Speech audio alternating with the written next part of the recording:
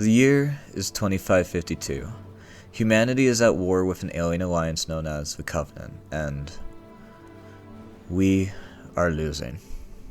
Almost 26 years ago during a Macworld conference, Steve Jobs on stage would go on to announce that new cool games were coming to the Mac. He would welcome Jason Jones onto the stage, one of the co-founders of Bungie, and we would see Halo for the first time. This version of Halo that we see at the time was a demo version, one that wouldn't actually ever see the light of day. During Halo's development, Bungie at the time was already working on the development of their second installment of their IP by the name of Myth. But right before its 1998 launch, Bungie discovered that a glitch that launched with over 200,000 copies of the game that caused the game to delete the contents of the directory it was downloaded to. This forced Bungie to recall their copies of the game, losing the company $800,000 in the process. Because of this huge financial loss, this caused Bungie to sell a share of its company and publishing rights to Take-Two Interactive, but this sale wouldn't quite get Bungie out of their financial chokehold. Bungie would eventually reach out to Microsoft Games, who at this point in time was working on and preparing to launch their new console,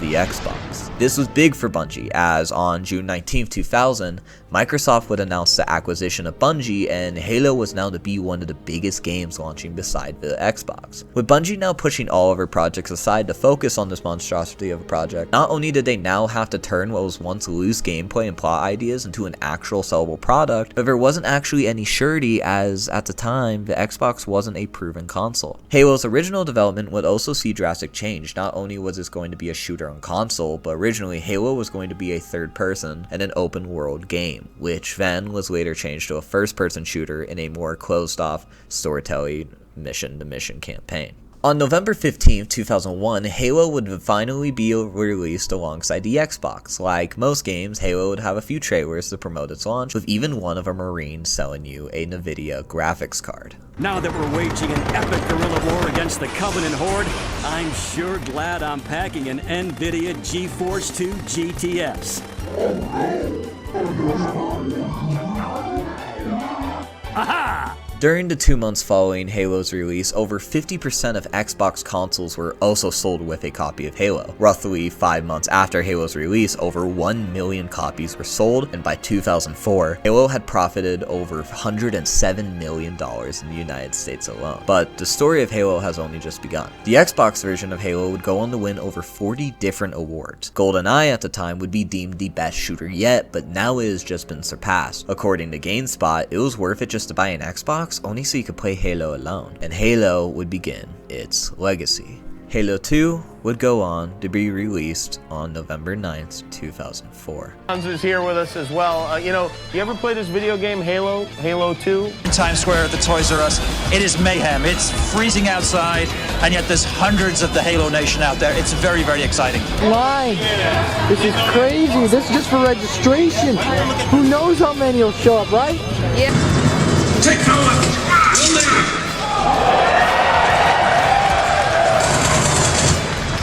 Millions of people then said, I can now play a movie rather than watch a movie. And that's what it really feels like.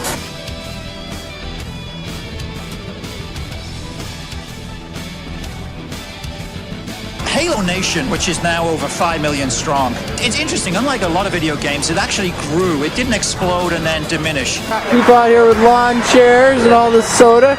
Mike here, ready for the big rush for Halo 2. Halo 3 on September 25th, 2007. Video gamers stormed the stores to get their hands on Halo 3. Halo 3! Halo 3!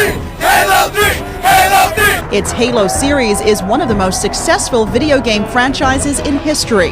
When the second installment was released in 2004, sales skyrocketed past $125 million in the first 24 hours, and Microsoft predicts the newest version will do even better.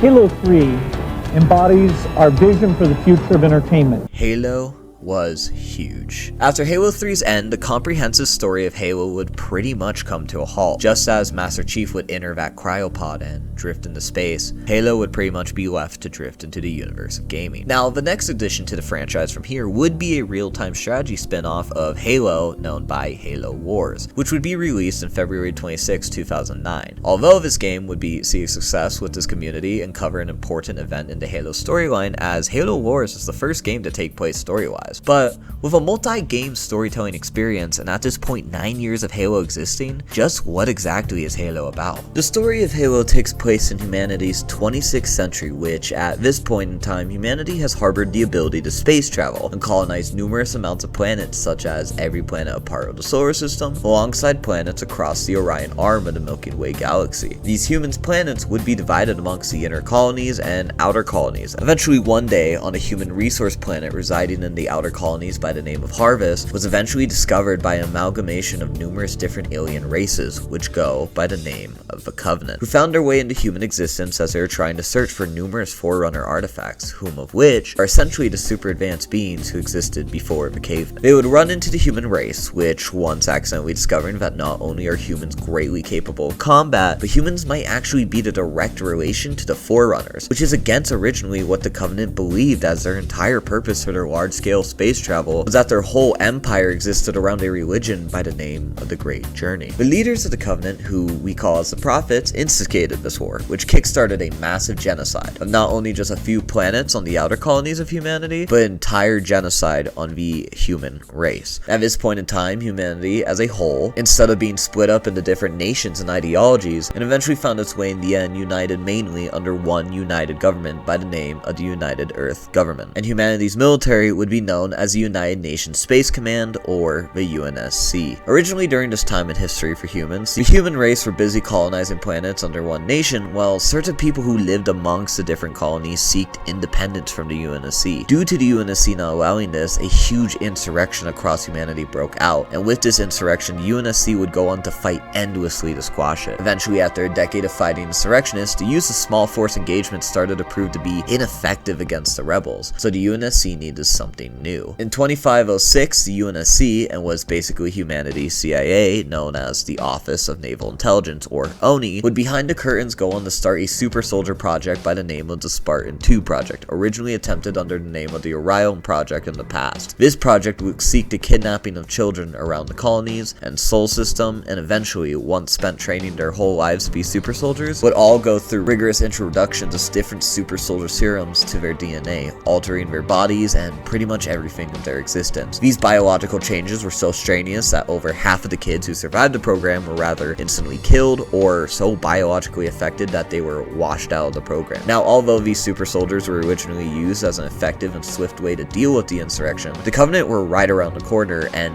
who knows just how humanity might need these cyborg super soldiers by their side. Well, if you're familiar with the Halo franchise, you just might be able to know that all familiar Green Man is just one of the many Spartans across the Halo universe. The man I speak of is the Master Chief, John, or Sierra 117. Master Chief, as most of you may know, is our main protagonist throughout the bulk of the 3 Halo games we play throughout. He is a green and very mean super soldier whose number one priority is to fight against the Covenant and save humanity at all costs, no matter what it takes. So, with some context on the history of his franchise, just exactly how does Halo play as a game? Throughout the games of Halo, you take place in the shoes of a super soldier, part of the human race by the name of Master Chief. As you wake up out of cryosleep, your ship you are upon just freshly jumped into random space, in the attempt to flee and lose the Covenant. This jump was known as the Cole Protocol, a protocol UNSC ship captains used in order to hide the location of where Earth was, humanity's last bastion. Not only have the Covenant beat you to your jump, but it just so happens that both of you and the Covenant have stumbled upon something mysterious, a Halo ring. After the Pillar of Autumn is attacked by raiders from the Covenant, whoever didn't die during the initial boarding of the ship was lucky enough to crash land onto the ring and escape pods, as the Pillar of Autumn also found itself crash landing there. During the events of Halo 1, you eventually discover that the Halo rings were designed in order to wipe out all existing life in the universe, in order to starve the cosmic horror that is the Flood, a galactic parasite which consumes all living in an endless hunger. Most of Halo's gameplay throughout the main 3 games has you take off as Master Chief as he triumphantly, and mostly alone, journeys journey through what is the battles of the UNSC against the Covenant and their rampant genocide. You as the player are this unstoppable force who knows only victory. It is you as Master Chief who prevents the Monitor, or 343 Guilty Spark, from firing the initial Halo ring. It is you as Master Chief who does not only prevent the destruction of Cairo Station from the Covenant and gives them back their bomb. You raid their capital ship of High Charity and single-handedly bring it down while both the Covenant and Flood are inside swarming the ship. It is you as Master Chief who follows the Covenant to the Ark and puts an end to the Covenant's holy journey as you fly off in the forward onto dawn as the Ark explodes behind you. You are this war-mongering, victorious super soldier who almost single-handedly saves the human race, and your accomplishments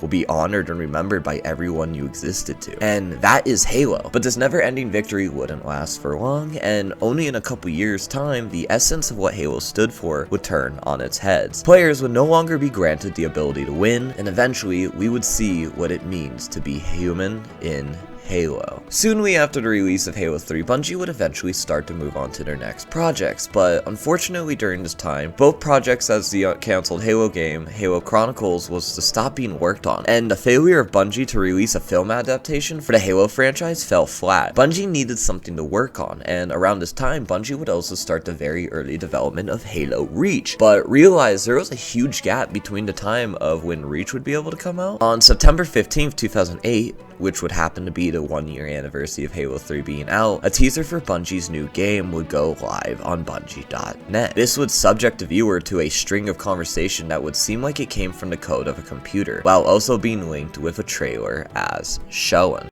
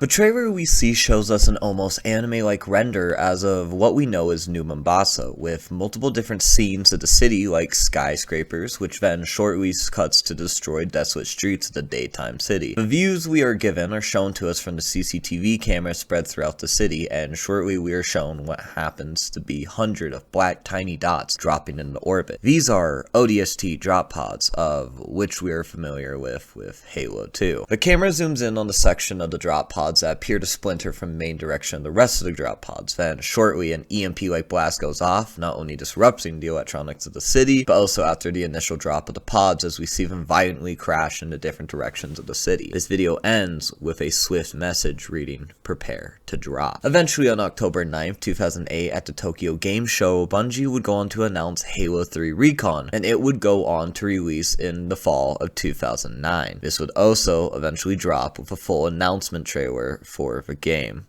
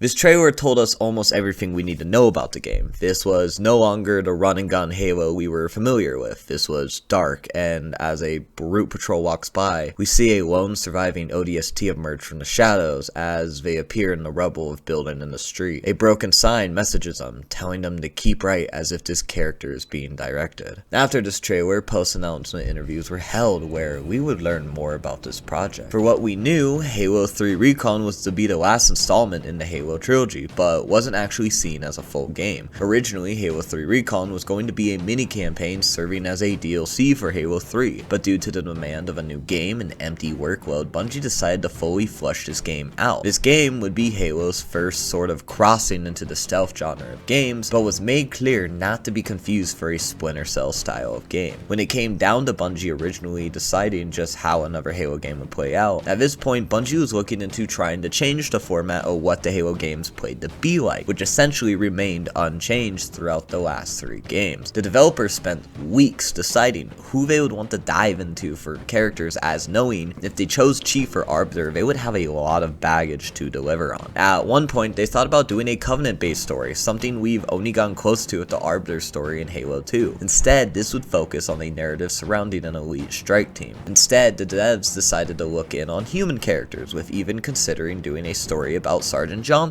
Eventually, Bungie put their finger on the ODSTs, who we've seen in very short increments in the games before. This would be an opportunity to flesh out the fan-favorite Special Marines we fought alongside. When choosing a setting enters the picture, the devs decided that taking the fanbase back to New Mombasa during its invasion would be a good move, as not only does it show us more of exactly how humanity put up a fight on the defense of Earth, filling in those blanks of a short shown moment in a game franchise that should have mattered way more than it originally did. It was also decided that the urban environment fits well for how the ODSTs operate, as we know exactly what type of things Chief is good at dealing with, so just exactly what are the ODSTs good for. Then, on November 25th, 2008, Bungie would retitle Halo 3 Recon to Halo 3 ODST for a more straightforward title. Past this, Bungie would start to launch numerous different advertisements for the launch of this game. Beyond the Keep It Clean website announcements and such, and ODST's announcement trailer, on Bungie's website would be released over 4 different Halo Vidocs, short for video documentaries. Similar to Halo 3's Vidocs, half of ODST Vidocs were also named with Latin names, which showed once again behind the scenes of devs working on their games, but 2 of the Vidocs would be different, such as the first one by the name of Desperate Measures that shows us some sneak peeks of the game's story, while having our new character squad leader Sergeant Buck talk to us about the mission and introduce us to the squad we will be getting to know. Lance Corporal Koju Agu, Romeo. What the hell am I supposed to do with this inside a Covenant ship? Real lucky for the ladies to hear him tell it, but all I care about is his aim. His luck with targets at long range. Corporal Taylor Miles, Dutch. Now's one of those times. Pays to be the strong, silent type. Death's head slapped right on his helmet. Heavy weapon specialist. Time on Mars tends to give a man perspective. Amen. Private First Class Michael Crespo, Mickey. My vote, hold up, wait for backup. Smart enough to be a pilot, trained to blow stuff up. This ain't a job you want to rush. He's never seen a planet get glassed. I hope he won't see it today. And the FNG, a rookie. Not exactly green. No ODST is. If I didn't think he could do the job, I wouldn't have him on my 6. He doesn't say much, but I don't care. I just need him to listen. These are my men, and I'm dropping them straight into hell. Come on, Veronica. What could be more important than that carrier? My orders. Naval intelligence says we're taking down a Covenant carrier that's sitting pretty over New Mombasa. Not what I'd call a routine operation, but it doesn't matter. We know what we're up against because we've seen it all before. Harvest, the outer colonies, Reach. The Covenant comes to kill us, and the ODSTs, we do our best to kill them first. We're planning for a close quarters fight. The Navy Special Weapons set us up real nice. And have found Earth. They own New Mombasa. Anyone that could have driven them off is dead or gone. I'd say that makes for desperate times. Me and my team? Guess we're the desperate measures.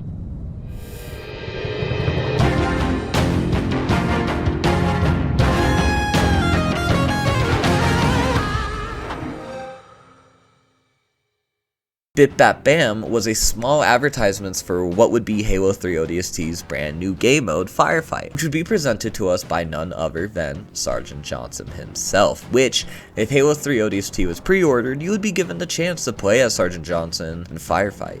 Pretty big. Welcome to New Mombasa. Bip Bap Bam! This is Firefight, and we need every able body we can get, even yours. You boys can thank me later. Right now I got selling to do. Lucky for you, your squad is the best of the best. Orbital drop shock troopers. Problem is, we got alien bastards in our house. Each new wave means more bad guys. 5 waves make up a round. 3 rounds in a set. Sounds easy, huh? Wrong! See these skulls? All skulls on. When they activate, they turn a casual Covenant makeout session into a full-on test of your manly prowess. Catch makes the enemy toss grenades like it's going out of style.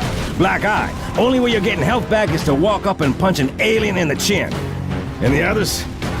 Let's just say they call them difficulty multipliers for a reason. Play ball! Let me turret, you suck at it. But it's not just about greasing bad guys. Sometimes it's all about the glory. Put your boot up enough alien backside and the Corps will pin rows of medals on your chest. Might even earn some achievements too. Badass unlocked. Now, I know what you're thinking. Sergeant Major Johnson, these sound like overwhelming odds. I don't want to drop into hell without an airtight insurance policy. Well, do I have an offer for you? Pre-order your copy of Halo 3 ODST at participating retailers now, and you'll get all the confidence you need. Me? That's right. The toughest, cigar-chompingest Marine there is. Yours to play in Firefight. Here we go. Next wave coming in. Get set, troopers. This is gonna get hot.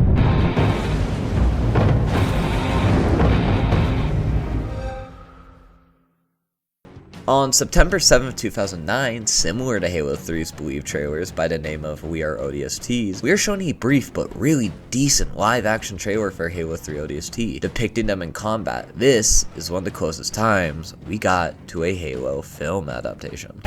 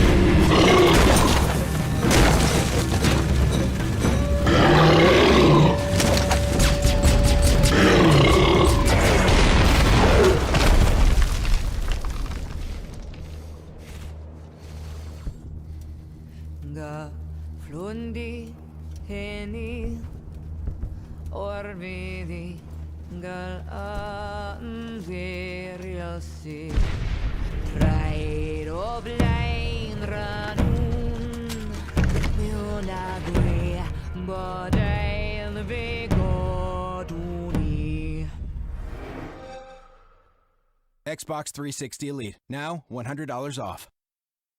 September 4th, 2009, a website on Xbox.com would be released by the name of Pre-Mission Evaluation. This was a website that held numerous live-action interviews conducted by a squad leader, Sergeant Buck, as he gathers the men he will have on the squad for this mission. These interviews are actually very important, as not only do we get some character development and background on the squad, but we will be introduced to, but also in the interviews we're given some references to events in the Halo history that might catch the eye of the viewers. Name and rank. My name's Nick. Michael Crespo, private first class. Corporal Taylor H. Miles. Everyone calls me Dutch. That's Corporal Kojo Aju. Service number 14606-85099-KA. What happened to your parents? They died when I was pretty young. What happened to them? They died in an explosion, sir. They were trying to wire a bomb to a government building. Your parents were insurrectionists. Traitors. Yes, sir. They were traitors. That's what I was told.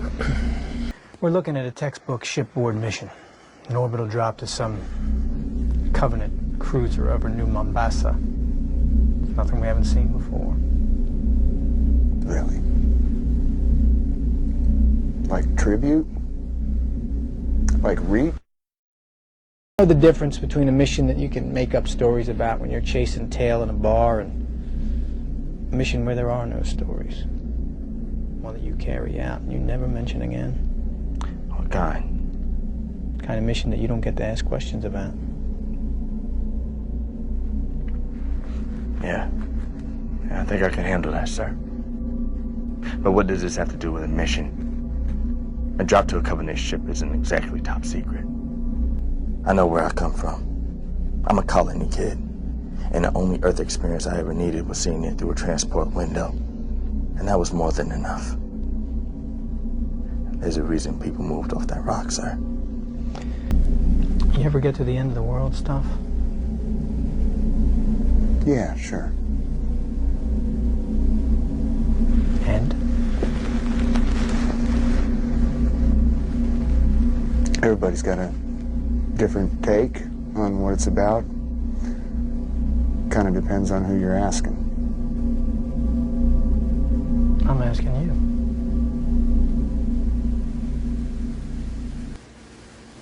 It's inevitable. Nobody can save the world, but... Good to see you, Dutch.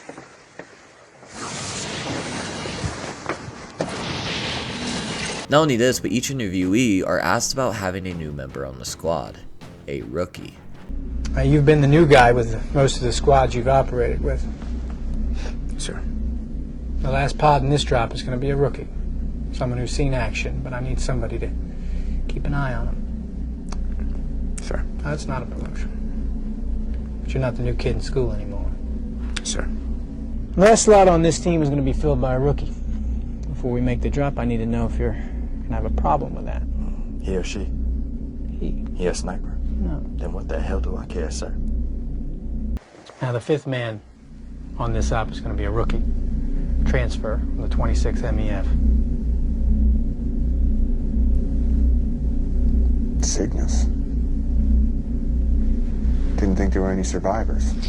Upon the month leading up to and after the release of Halo 3 ODST, a 5-part comic book by the name of Halo Helljumpers would be issued as it follows two of the squad members, Dutch and Romeo, and gives a brief view on their past together and the mission they were involved in. And in my opinion, one of the coolest ones yet was during the marketing of Halo 3 ODST, Bungie took the time to set up a truck, which was an old M820A2 expandable truck, where it was modified so that the trailer on the back had multiple Xboxes. For about a month, this truck would tour for the US, stopping at numerous different locations and allowing Halo fans to line up. And once entering the truck, they would be able to play Halo 3 ODST's Firefight for the first time. Starting in Redmond, Washington, this truck would go as far as North Babylon, New York. Then, on the 22nd of 2009, Halo 3 would be released.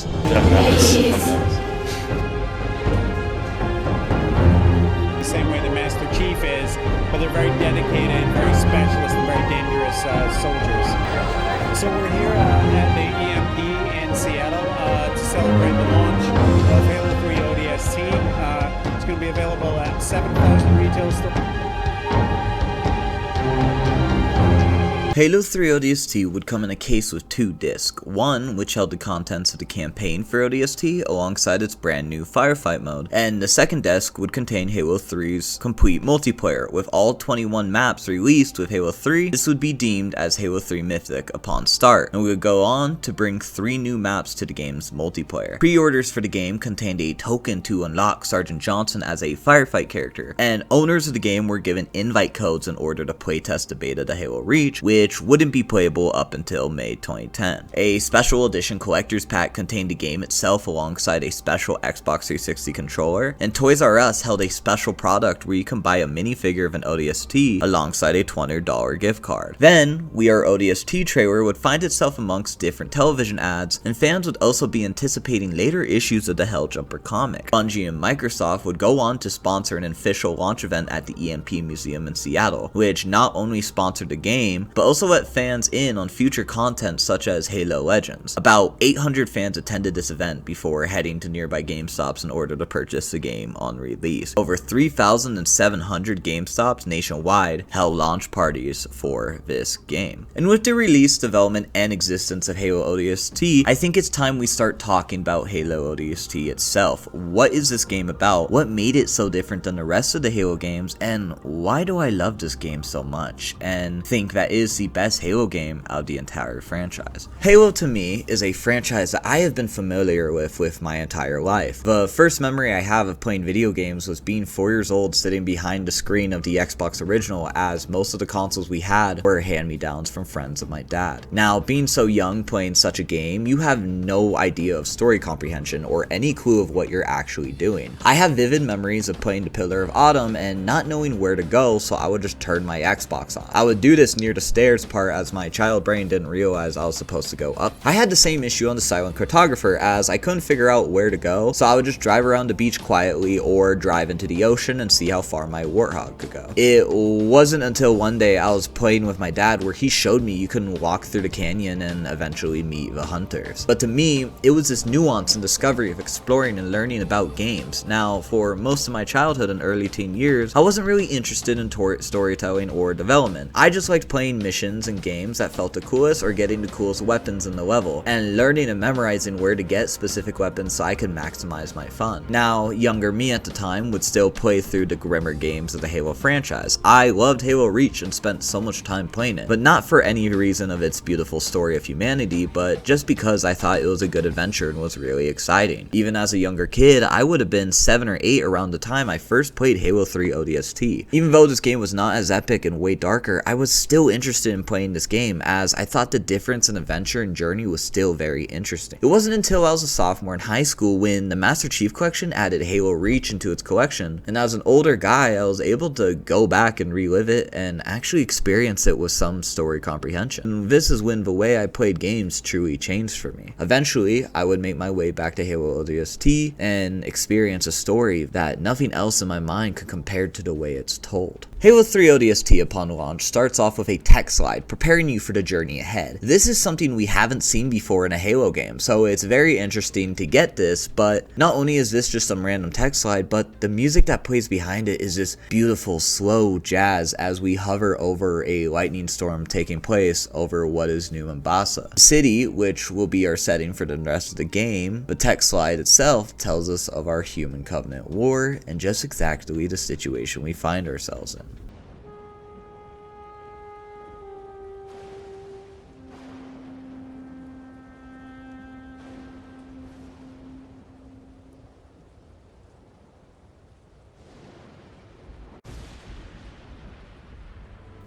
The year is 2552.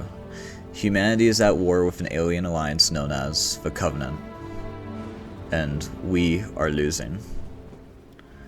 The Covenant have burned our worlds, killing billions in their genocidal campaign.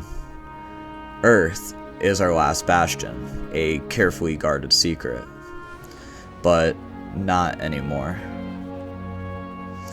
A Covenant carrier has breached Earth's defenses and attacked the African megacity, New Mombasa. Initial reports confirm major damage and heavy civilian casualties. Now, military leaders of the United Nations Space Command have prepared their response. Teams of highly trained orbital dropshot troopers are ready to assault the carrier from Navy ships in low orbit. This is a near suicidal mission, but these troopers are the best of the best, and saving New Mombasa could be the most important mission of the war.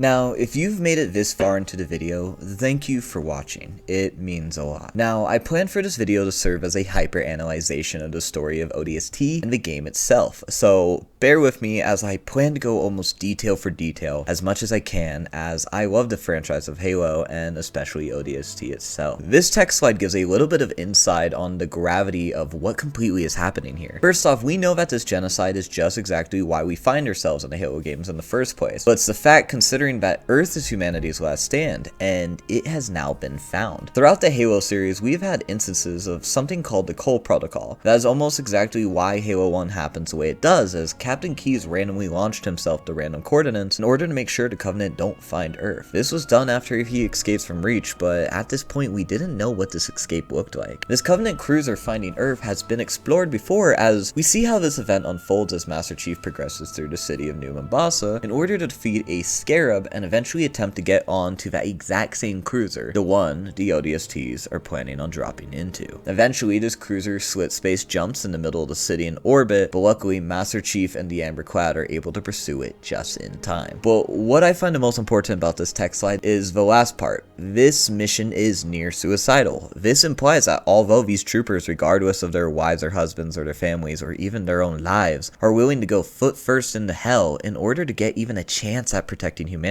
This is a clear view of the human condition in the Halo universe and just exactly how desperate these times are. But not only this, but saving New Mombasa could be the most important mission of the war. This is very interesting, as we've seen how insane Master Chief's journey has been, so just how much could this city really matter to the grand scheme of things? Now, if you're playing ODST on MCC, that you will then go straight into the campaign, but when recording this, I decided to play off my old disc just to truly be able to go back.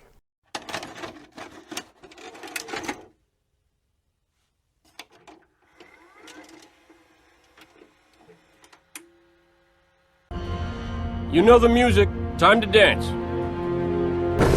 Replacements? This many years into the war? Who isn't?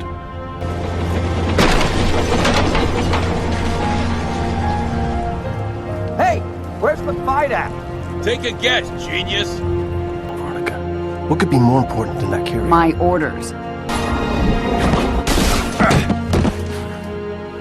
Tell me I don't have any more flying to do today. Must have met a lot of other saps since then. Why pick me for the safari? First, you're the best soldier I know, and second, I don't remember that night. What you asked me in the morning? I remember not getting an answer.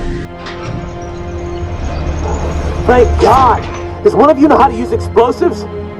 So we're popping smoke in the lady's mission? Did she ever tell you what she wanted? No.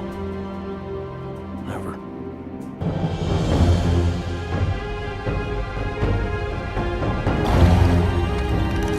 Whoa!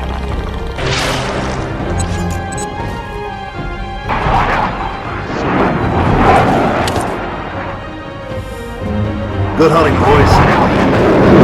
I'm keeping my boots on the ground. Check your mounts. Find your chairs. Get set for a combat drop.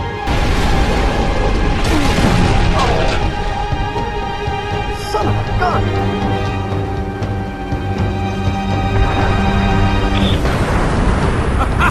This day ain't turning out so bad after all! When did this happen? They started showing up right before I went underground.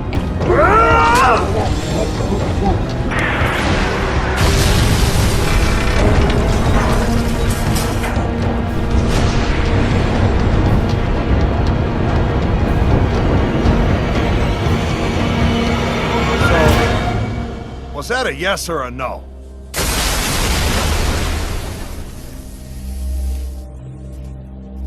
Amen.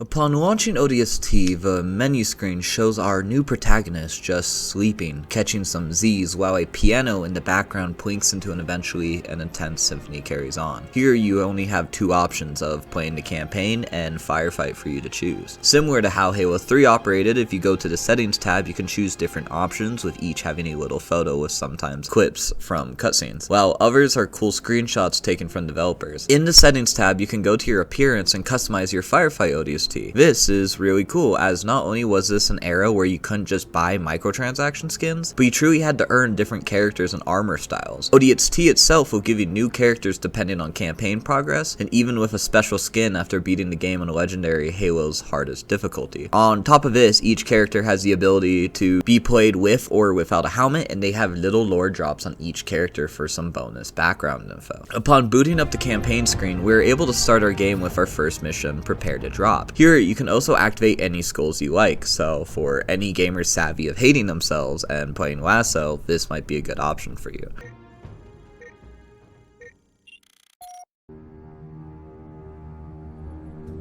The Navy put up a good fight. Of course they did. It's Earth. Better late than never. How about you show some respect, Romeo? Just saying, Dutch. They missed one. No. They left it for us.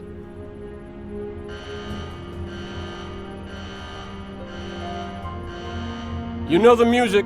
Time to dance. Hello, beautiful. Pods. Now.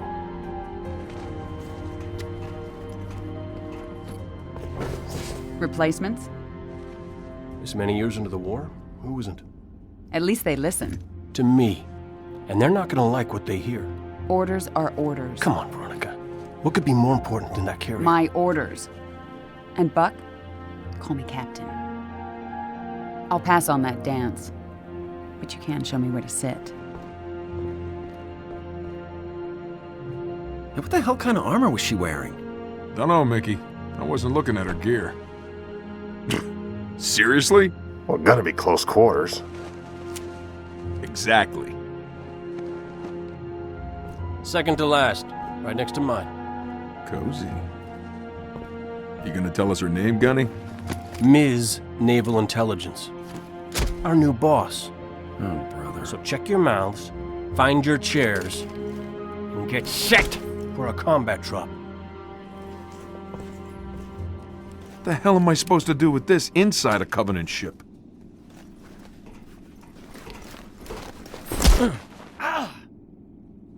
Wake up, Buttercup. Relax, rookie. He don't mean nothing. Besides, now's one of those times. Pays to be the strong, silent type. Our cutscene starts off with a character, Rookie, with who is to be our squad in the background. This is Alpha 9. The characters sit over a projection screen of what is highlighted as the Covenant cruiser sailing over Mombasa. Romeo discusses that the Navy got whooped, before Dutch angrily tells him to have some respect. This transaction occurs as we know that Dutch has a lot of respect for the Navy, as he was there when things went south during the Battle of Tribute, where he witnessed the destruction of majority of the UNSC's Navy while he was there, giving him some perspective. It also doesn't help that he was present on Reach. Eventually, our squad leader, Buck, walks in with a lady in armor. Romeo passes a crude remark, which seems to easily piss off Buck. Soon after the lady, we see is Captain Dare, the new leader of this mission. She opens with replacements.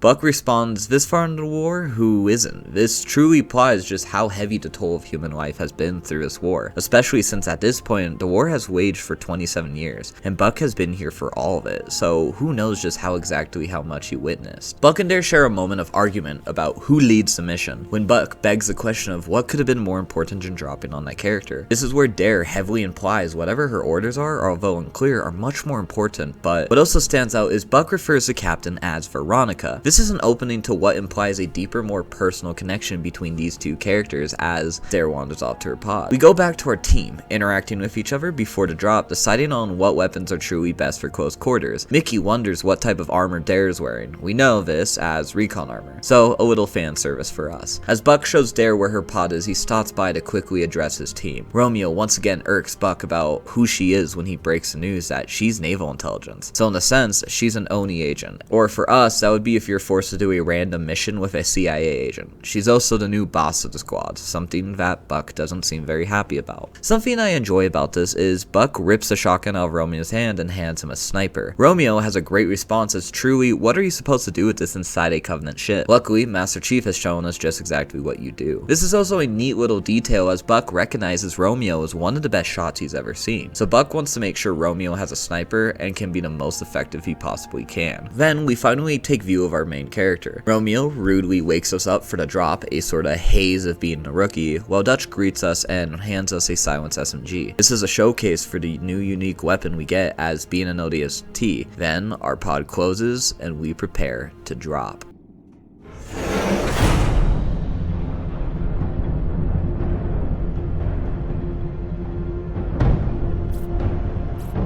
Latest intel reports Covenant troops are massing beneath the carrier. They're pulling back? Why? Not gonna find out way up here. We are dropping into hell, troopers! Time to go up here!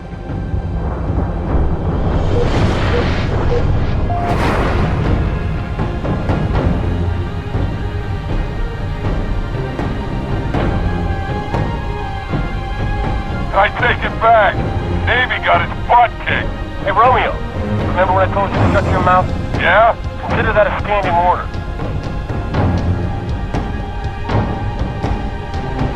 Captain, 15 clicks off the deck. Stand by to adjust trajectory. On my mark. What'd she just say? Mark. We're way off course. We're heading exactly where I need to go. But we're gonna miss the carrier. Radiation! Covenant can set off a nuke? No. The carrier's going to jump. It's a subspace rupture. You need to... EMP, losing power. They popped their chutes. We're going in hard.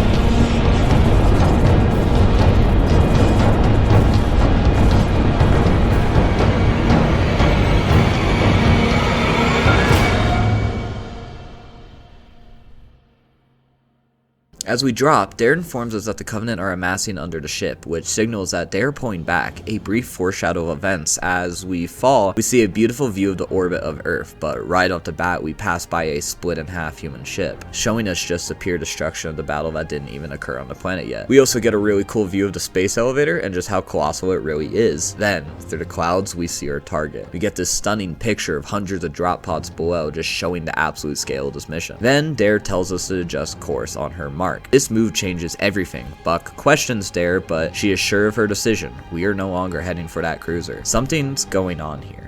Then all of a sudden, the carrier jumps. A big explosion of its jump causing an EMP blast, failing all of the pod's system, causing us to crash into another pod. We flailed through the sky uncontrollably, showing just how fragile of a state we are just before everything goes dark. Halo 3 ODST transitions sort of like the Halo 3 loading screen shows us. A tech-like scan of the superintendent booting, I think, is a good fit for the feel of this game. We wake up 6 hours after the drop.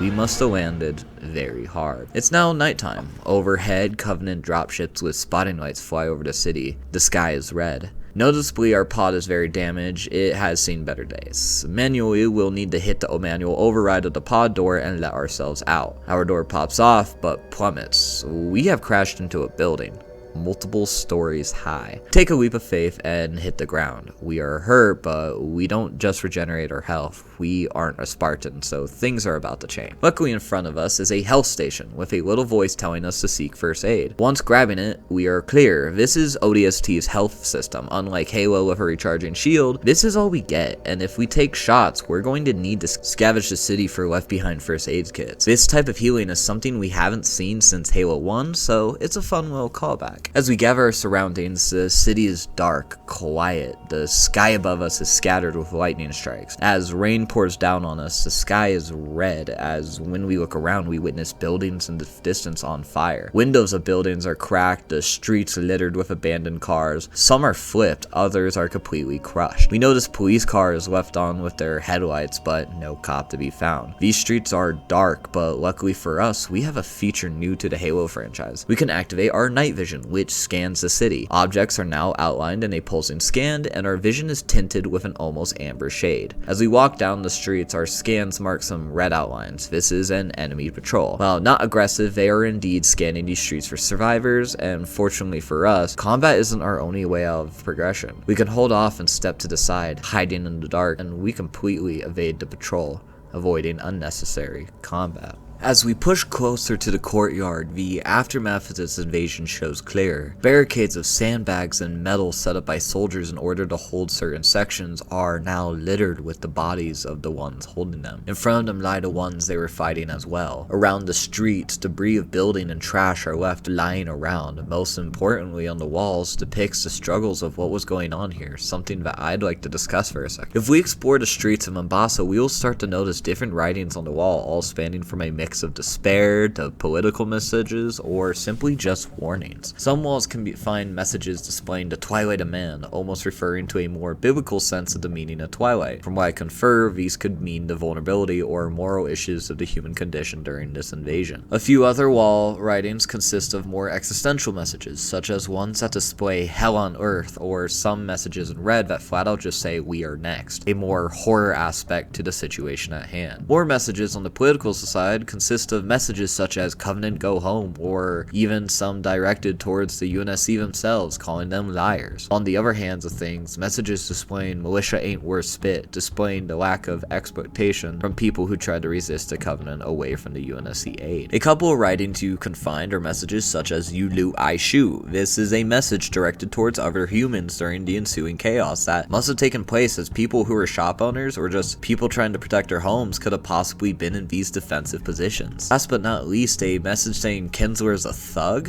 This seems to be the most direct message yet, but who is Kinsler and why does he matter? I guess I'll just have to find out later. Upon progressing through the courtyard, multiple enemy patrols will be surrounding the area. As Rookie, if you take the time to slowly pick them off one by one, this will show you a quick mechanic of the open world that will matter to you throughout the rest of the game. If you engage one squad and fight them in open street, eventually an area that was once free of conflict will now have enemy squads in them. This is an instance of patrols in the game recognizing that another patrol in the city is being attacked. This sort of pushes the sneak agenda, as the more fighting you go through, the more enemies will be aware of your existence, showing an acknowledgement of your existence in the game's broader world. After clearing out reinforcing squads in the courtyard, a mysterious payphone will start to go off. After interacting with it, you will gain access to the superintendent, or by the name of Virgil. Doing this will give you access to your map, and here this will ping where you need to go for your first clue on finding your team. As with Rookie, this is our main mission right now: survive and figure out where everyone went. Opening the map will give you an entire layout of the city, but you can only access so much of it, as certain routes will be blocked off with red doors, so the only places you can go are shown to you as yellow parts of the city. As you move towards the ping, random electronics in the city will start to act up and display messages to you, such as keep right or detour, some even saying look out as enemies could be near. This weird occurrence in the city's superintendent, or AI, trying to help you and look out for you, as it can't communicate to you, so use this as means of telling you what's going on. As we head into the building, the music gets deep with a message on the wall displaying glass this. This is heavy and reminds of just what the Covenant genocide looks like, the constant glassing of human planets. As we move through the building, random displays of these icons in a triangle-shaped manner appear all over. This is interesting, and what are these? As we move through the building, we come across a courtyard of grunts. They're all sleeping though. We can swiftly and silently take them out before heading into the next building. By surprise, this building is littered with Covenant bodies. Whatever happened here was violent, but someone got the job done. Rather, it was the humans who were holding this place down, or someone else. As we head upstairs, we can follow a trail of blood leading us upstairs, and around the second floor is an empty hallway. But following it to the end, we find a dead Marine holding a shotgun. Something I'd like to infer here is the environmental storytelling of this location. This Marine most likely, in my eyes, was stuck with this shotgun, which once near running ammo we could take. He must have, during the fight, got overrun as his squad downstairs died off. He ran into this hallway with nowhere else to go and hid behind his container. Scared and alone, he waited patiently with his only protection against death impending. But judged by the area, there isn't any Covenant body here, and on the wall we see spikes. This Marine's last image, seeing how small this hallway was a brute in point blank range. Thank you for your gun and your fight. Further on, we hear a loud ping-like sound. Eventually, we see a yellow highlight. It's a helmet stuck in the TV. The TV displays attention. On the helmet, a name reads Dare.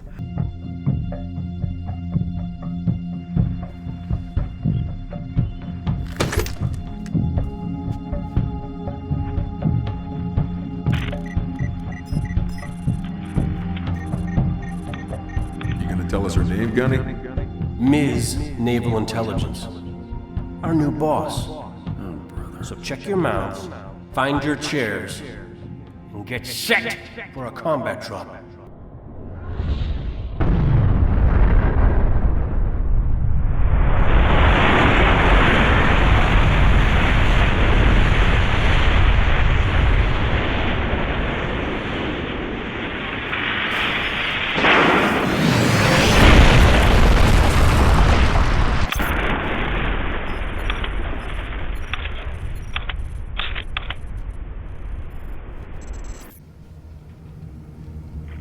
Squad, what's your status? You still with me, Buck? Yeah. Give me a sec. I hit pretty hard. My hatch won't open. How about yours? Works great. Right. When you get done fooling around, I could use some help. Did I do something wrong? Because the only thing I regret about you and me, not knowing you were a spook when we first met. I would have been a lot less charming. That's what I missed most about you, Buck. Well, your mouth was always a little faster than your brain. Look, don't start about my job. We both agreed to end it. That was years ago, Veronica. I'm a little fuzzy on the details. Must have met a lot of other saps since then. Why pick me for the safari? First, you're the best soldier I know, and second, you don't remember that night? What you asked me in the morning? I remember not getting an answer. Say again, Buck. You're breaking up. I said stay put. I'm on my way. During the cutscene for Tayari Plaza, we now take place in Buck's shoes. Immediately after the drop, it is now daytime again, and the streets are blasted with a heavy blue dust as we see the immediate effect of the slip space rupture. Buck didn't land very soft, as most likely same with the rest of the team. He got stuck upside down. Dare is mentioning out for him to check up. As Buck frees himself, him and Dare share a conversation that in a sense validates the idea we had earlier of an even more deeper connection between these two characters. Here, Buck and Dare talk about their past, more importantly their relationship. Buck stresses his frustration with not knowing Dare was an Oni agent before meeting her, whereas Dare tells Buck just exactly why he was the one that she chooses for the mission. Dare believes Buck is the best soldier she has ever met, while also bringing up a conversation they shared at a more intimate time of their lives. Buck is left in the dark. This cutscene of itself is a start to a little mini story that we get to see over the span of this game that occurs between our two characters, Buck, and with what the little we know about Dare. This to us as the player is something we aren't too familiar with in the Halo series, a love story. And now, although in a game where we are highly trained soldiers fighting during the end of humanity, it wouldn't make sense for love to be on our minds, right? But I think this little mini story is absolutely important as it shows the danger and desperations that humans are going through, especially for ones fighting. This isn't something they can run away from. They are going straight into the danger, and when things are looking bad, important things such as love are brought to the forefront of one's mind, in a sense saying, look, I know we're about to drop into hell, but I need to know if you love me. Dare immediately changes pace as Covenant patrols are moving in on her. This dire situation causes Buck to get battle ready, as a Covenant dropship also drops near him in order to look for him. Buck is able to use his height advantage, and with the design of our new silenced pistol, this thing offers some really good range. Although this is a remotely overwhelming force, the odds are in our favor. Buck is equipped with an assault rifle, which is a little less silent, showing the almost differing existence of this combat. It's daytime, and war is still raging throughout the city. As we clear the hostiles in the street, we make our way to an alley right before our radio go loud with her over here! I saw your pod hit. You're one lucky SOB. See any more come down? Negative. But I didn't see much of anything after that flash. But listen, some of these buildings are open. Should be able to get inside. Flank the Covenant on the streets. Roger that, thanks. Two Marines, completely detached from their squad, remain hidden behind a broken down hog. Hiding and completely surrounded, luckily they ran into you, giving you some info of using the unlocked buildings to flank the enemies. Although it's day, the power of the city is not going to be here for very long, so we'll still need to use our night vision for moments like this. Upon getting upstairs through the door, we see our first elites of the game, and there's a lot of them, but all dead. Buck questions this oddity. Here, with the aid of our two Marine buddies, we can fight from the building and funnel the enemies swiftly, picking them off. As I move higher up on the building, I'm able to use the height as a little sniper cove to deal with the grunts further up the street, but over on the side is another dead lone Marine with nothing but a grenade. unused. These moments of what we see as solo final stand is nothing of a shortage in this game and show us more by more just exactly how bad this human struggle was through these narrow streets, and almost as a sort of analogy to just how bad humans are real cornered in this situation, not only by the battle in the streets, but by being forced to evacuate cities and planets as they fall one by one. We eventually progress further up the street and run into an even bigger graveyard of dead bodies. This time, brutes and grunts are joined here. Buck finally begs the family feud to dare, but of course it's classified. This indeed shows just exactly what that wall writing was about earlier, but also the complete disconnect of what the humans do and don't know during the war, and just how Oni really likes to try to keep things under their belt. This is a classic example of dramatic irony. We, as the story listeners from the previous games, understands what this is. For those of you who are less familiar with the Halo story, let me take you a moment to fill in. In this instance, we see that the Covenant turned on each other here, with the elites all scattered against the odds of the other Covenant forces. During the events of Halo 2, we know this to be the Great Schism.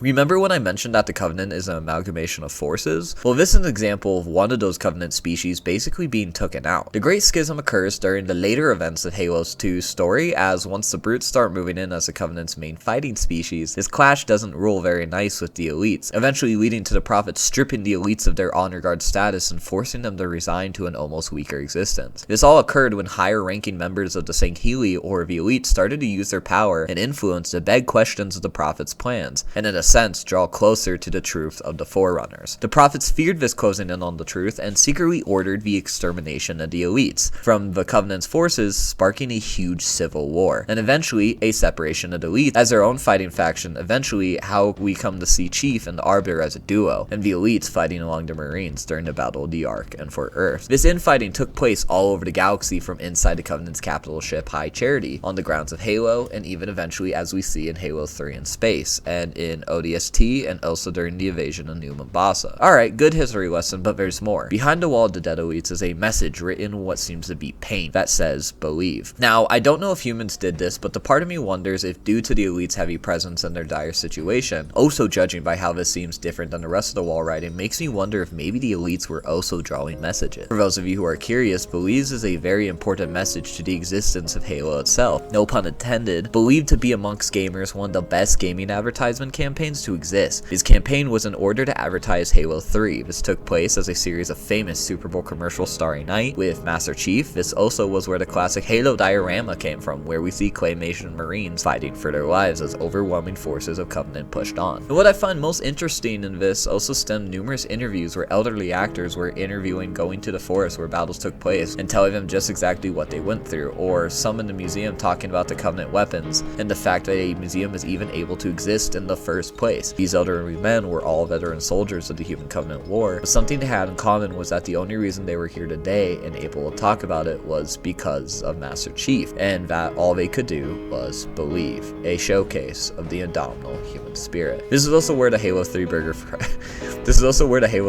King fries and fountain drink came from. Moving on from this, Buck runs into Jackals, which interestingly he calls out on the radio, showing that even something as cannon fodder troops are still a threat to normal humans such as ourselves. Luckily, Dare gives us information that overcharged plasma shots can take out not only their shields, but brutes as well. This is an interesting way to not only give a sort of tutorial for players on how to do this, still caring for new players, as this is the first time they see Jackals in the game, but also showcasing the Covenant dominance in game. Dare holding this knowledge shows her understanding of the Halo universe as well, especially being a highly trained agent. I'm also surprised with Buck being in the war so long he never figured this out. Maybe this is something that soldiers don't really figure out unless experienced. Moving on, we find ourselves running into another group of Marines, a female Marine hiding against a wall as sniper fire pins her down. On the streets below, we see two Marines fighting against way greater numbers. They don't hold out very long. Also, I'd like to point out how I admire the idea of having women throughout the fighting force of the Unity, as in most war games, minus the new Call of Duties, we don't really talk about that. And even our own history, women combatants aren't a very common occurrence, but having this mixture of races and gender in military sort of shows how much the human race needs every last soldier they can get. The Marine will tell you to flank through the open building on the left, a sort of common thing that will happen here. In the courtyard is numerous grunts, brutes, jackals, partied with a good share of sniper jackals in the region. Once dispatching the force in the area up the street, you'll see the flood door open, and boom, hunters. Just exactly what a non-Spartan alone needs at this moment. Luckily, going back to this game avoid combat mechanic, I'm luckily able to use this balcony with a little bit of parkour in order to evade these hunters' wrath and make my way through the doors. Fortunately, the door behind me closes as I shit myself a little listening to the hunter's beam splash behind me. The doors are shut and locked as one of our familiar buddies, the superintendent, are looking out for us. About these hunters are something interesting I'd like to talk about. Something unique to Halo 3 ODST that other games don't normally do is the use of special marines. And for those who enjoy details, if you decide to take the combat route or even get a closer view, one of these hunters are golden, interestingly enough. Not only this, but the hunter shoots differently than its blue counterpart. These hunters are referred to as gold hunters or flak hunters and are supposed to be hunter captains or hunter veterans. Something really cool about them is their arm cannon shoots shots unlike Halo 3's previous hunters. Whereas Halo 3 hunters shoot mini scarab beams, those hunters shoot shots that we haven't seen since Halo 1's hunters. For those who may notice it, it might be a cool throwback. On top of this, if paired with a lesser hunter, it can make for a less predictable, challenging fight. Down below, we finally see Dare's pod with a few grunts just aimlessly shooting at the pod. Weirdly enough, we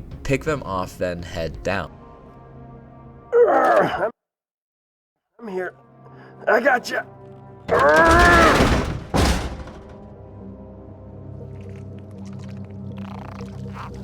Oh, nuts. Whoa, whoa! Whoa!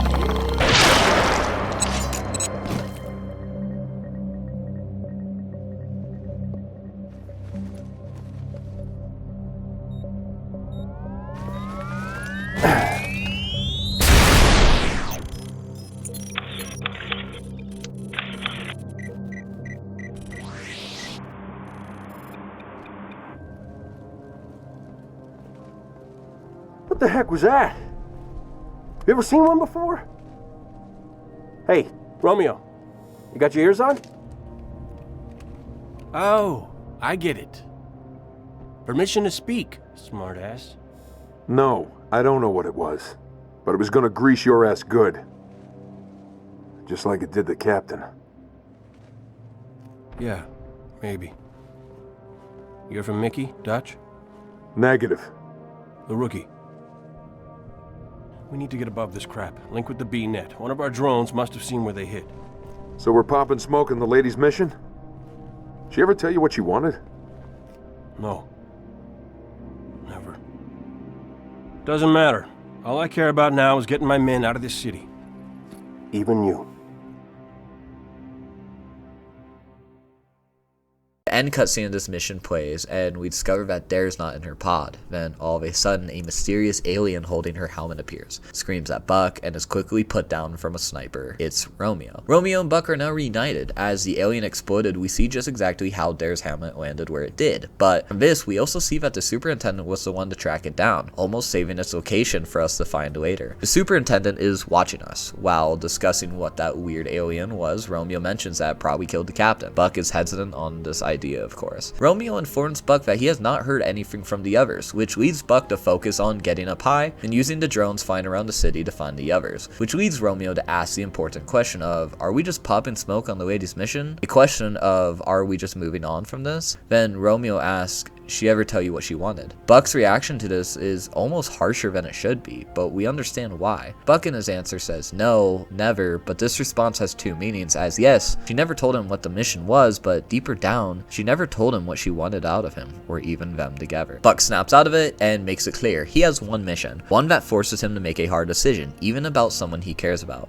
It's rather stick around, finding out what happened to his lover, or pull the trolley's lever and get your men out of the city. Doing so gives the chance to win in what could be a loss, get his men out of the city, at least the ones he can still save. After finishing Tyre Plaza, we are sent back to the dark streets of New Mombasa. The mission we witnessed was a flashback, which is mainly how the story of this game is being told to us. Instead of having a linear back-to-back story, we find pieces of evidence that each show us different times of different members of the group, something that I am highly fond of when it comes to this game. As we progress onto the streets once again, a smooth jazz is played as we waltz through the streets. Something really cool is we can also go to locations that we experienced during the daytime missions, but see it sort of through the rookie's eyes instead. On top of this, upon checking our map, more of New Mombasa is open to us, with now a new waypoint visible. Not only this, but green superintendent symbols are also visible. If one is to get to one of these, then it will open, revealing a cache where the rookie can fill up on ammo, get new power weapons like snipers and rockets, or if looking for a louder but more efficient way to travel the city, some might have mongooses ready to drive. Progressing through the courtyard where Buck once sought the hunters, we run into a pack of brutes, arguing as they try to hold down what we once saw as the suicide bombing alien from the previous mission. As we can see, the alien, or as we know, the engineer, is trying to fight back as it doesn't want to participate but is forced against its will as the brutes confirm they have armed the explosive then once let go. Any enemy in the vicinity of the engineer is given a weaker version of an overshield, making them harder to fight. And once the engineer is dispatched, it will quickly scream and float up right before it completely explodes, sending mini fragments all over the area. These engineers, from what we can tell, are non-combatant units, unfortunately becoming one of the many casualties of a cruel war. Around this part of the story, something new to us will start to become apparent as the superintendent will start leading us to specific areas. As we walk the street, certain times we will start to see car headlights and horns start to randomly trigger. Some signs will try to tell us something, and if possible, even healing stations might tell us things. Now, as we examine these random signs deeper, we can start to find random things such as phone booths, ticket booths, or even health stations that are active and glowing yellow. If we interact with these, we will be presented with an audio log, and there are 30 of these around the city. Not only this, but this is a way to create a sort of collectible system for the more adventurous players. But this is also a way for the developers to tell us a whole nother side story. Here with these stories, we follow in the footsteps of a girl named Sadie, who, instead of trying to escape during the invasion, is full-heartedly attempting to save her dad, works on the superintendent. This is a way for developers to give us a little more insight on the chaos for civilians during the invasion. I'll talk about this story later in the video, so stick around. With these secrets of hidden collectibles, sometimes secret passageways that we can use throughout the city as a creative way to conserve ammo and avoid combat if we have to. On top of this, the map itself will highlight enemy positions as red diamonds, telling us just exactly where and how many enemies will be around so that we can pick our fights. Another thing I'd like to explore as we are sneaking around the streets are the abundance of police cameras around the city. If we go up to them, they will track our every movement, showing us just exactly how the superintendent is helping us. He is tracking your every movement and is making sure we are safe. Another random detail is overhead we can occasionally hear phantoms flying over us, but instead of looking for us or dropping off reinforcements, they just fly over holding these weird dangling black bead-like things. Very curious, but makes me wonder just exactly what is the Covenant doing here, especially since they haven't glassed the planet yet. Very curious, I might say. Something else I wanted to mention earlier but forgot was my appreciation of the random advertisements still around the city. To me, this adds another element of the human city to me, and these ads are something trivial such as ads for Traxxas, the defense company, which is sort of ironic to me as we just see how well defense has done for humanity. Sometimes we can see car ads around the street, as apparently human only had one type of car at this point. Some UNSC recruitment ads could be seen saying, "Do you have what it takes to serve?" Another poster that catches my eye that I'd like to point out as a fun little Easter egg is a poster from Ascalon that you can find mostly inside buildings is the paper that says "Destiny Awaits," showing the Earth and the Moon. This, for those who don't know, is a fun little poke at the creation of Destiny, which wouldn't come out for another 5 years, being released in 2014. This would be Bungie's first game after departing from the Halo franchise. It would be a collab project with Activision, so it's a fun little call forward to something that we didn't know about yet. Eventually we edge closer to our next clue, but right before we can get to it, we start to receive sniper fire.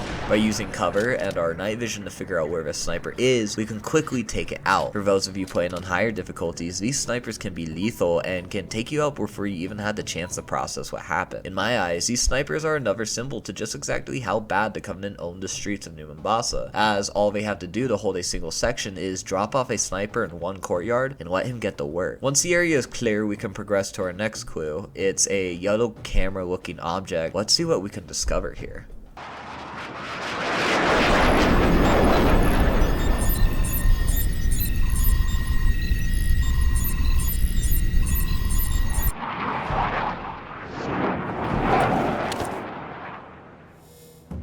Good hunting, boys. I'm keeping my boots on the ground.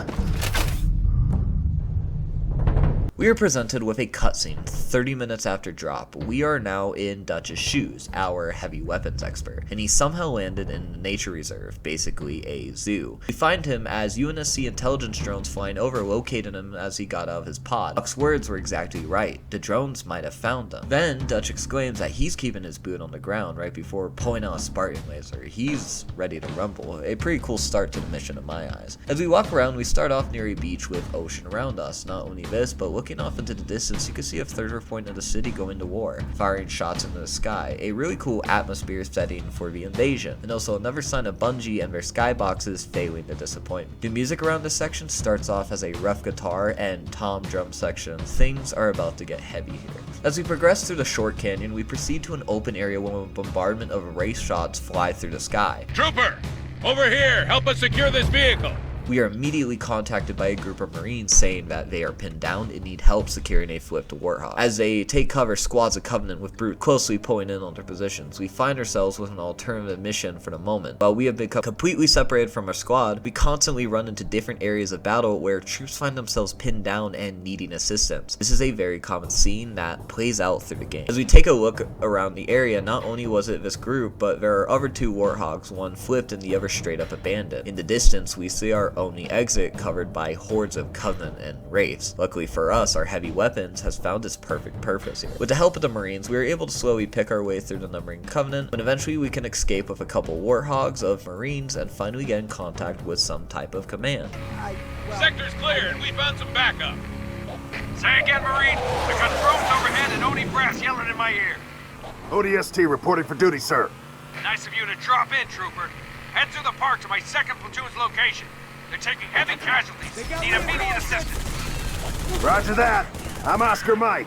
A colonel messages us telling that we need to find a 2nd platoon and help them out as they're taking heavy casualties. Driving through the zoo, we find ourselves facing heavy resistance from Banshees and Shade Turrets. Something that makes me wonder is if the Covenant is willing to go just to simply enforce a zoo. Is this a sign of how much the Covenant are going to just kill humans to the point that they need to hold down a zoo? Something that I can sort of take away from this maybe might be the disconnect between how different the species of humans and Covenant really are. Maybe the Covenant sees something more tactical out of the zoo than humans do. And this is something I start to kind of rabbit hole down about. Is the protection of the zoo from humans something genuine important? Are these humans trying to actually protect as many species on Earth as possible, even if they consist of like elephants or something? Or is this maybe a distraction trying to divide the forces of the Covenant as much as possible, making it so attacking the zoo seems important so that the forces in the streets have less reinforcements to deal with? Here on this drive to 2nd platoon was something that always stumped me as a kid. Near the beach you can find a dead zebra lying down. In my eyes, I never really understood why something so innocent as a zebra would be lying here dead, but now that I'm older, I understand now the darkness of this dead animal. This is just a war, and this is the price of what it takes to fight and kill. As we progress through the Shade Turrets, one of the Marines tells us to chase down a brute on a ghost and kill him before he's able to raise the alarm. Interesting enough, this is a small detail that's added in the game, but I personally like it as it kind of gives us a more operation style to this entire fight. Then we are contacted by the Colonel again. The rest of your team, Trooper.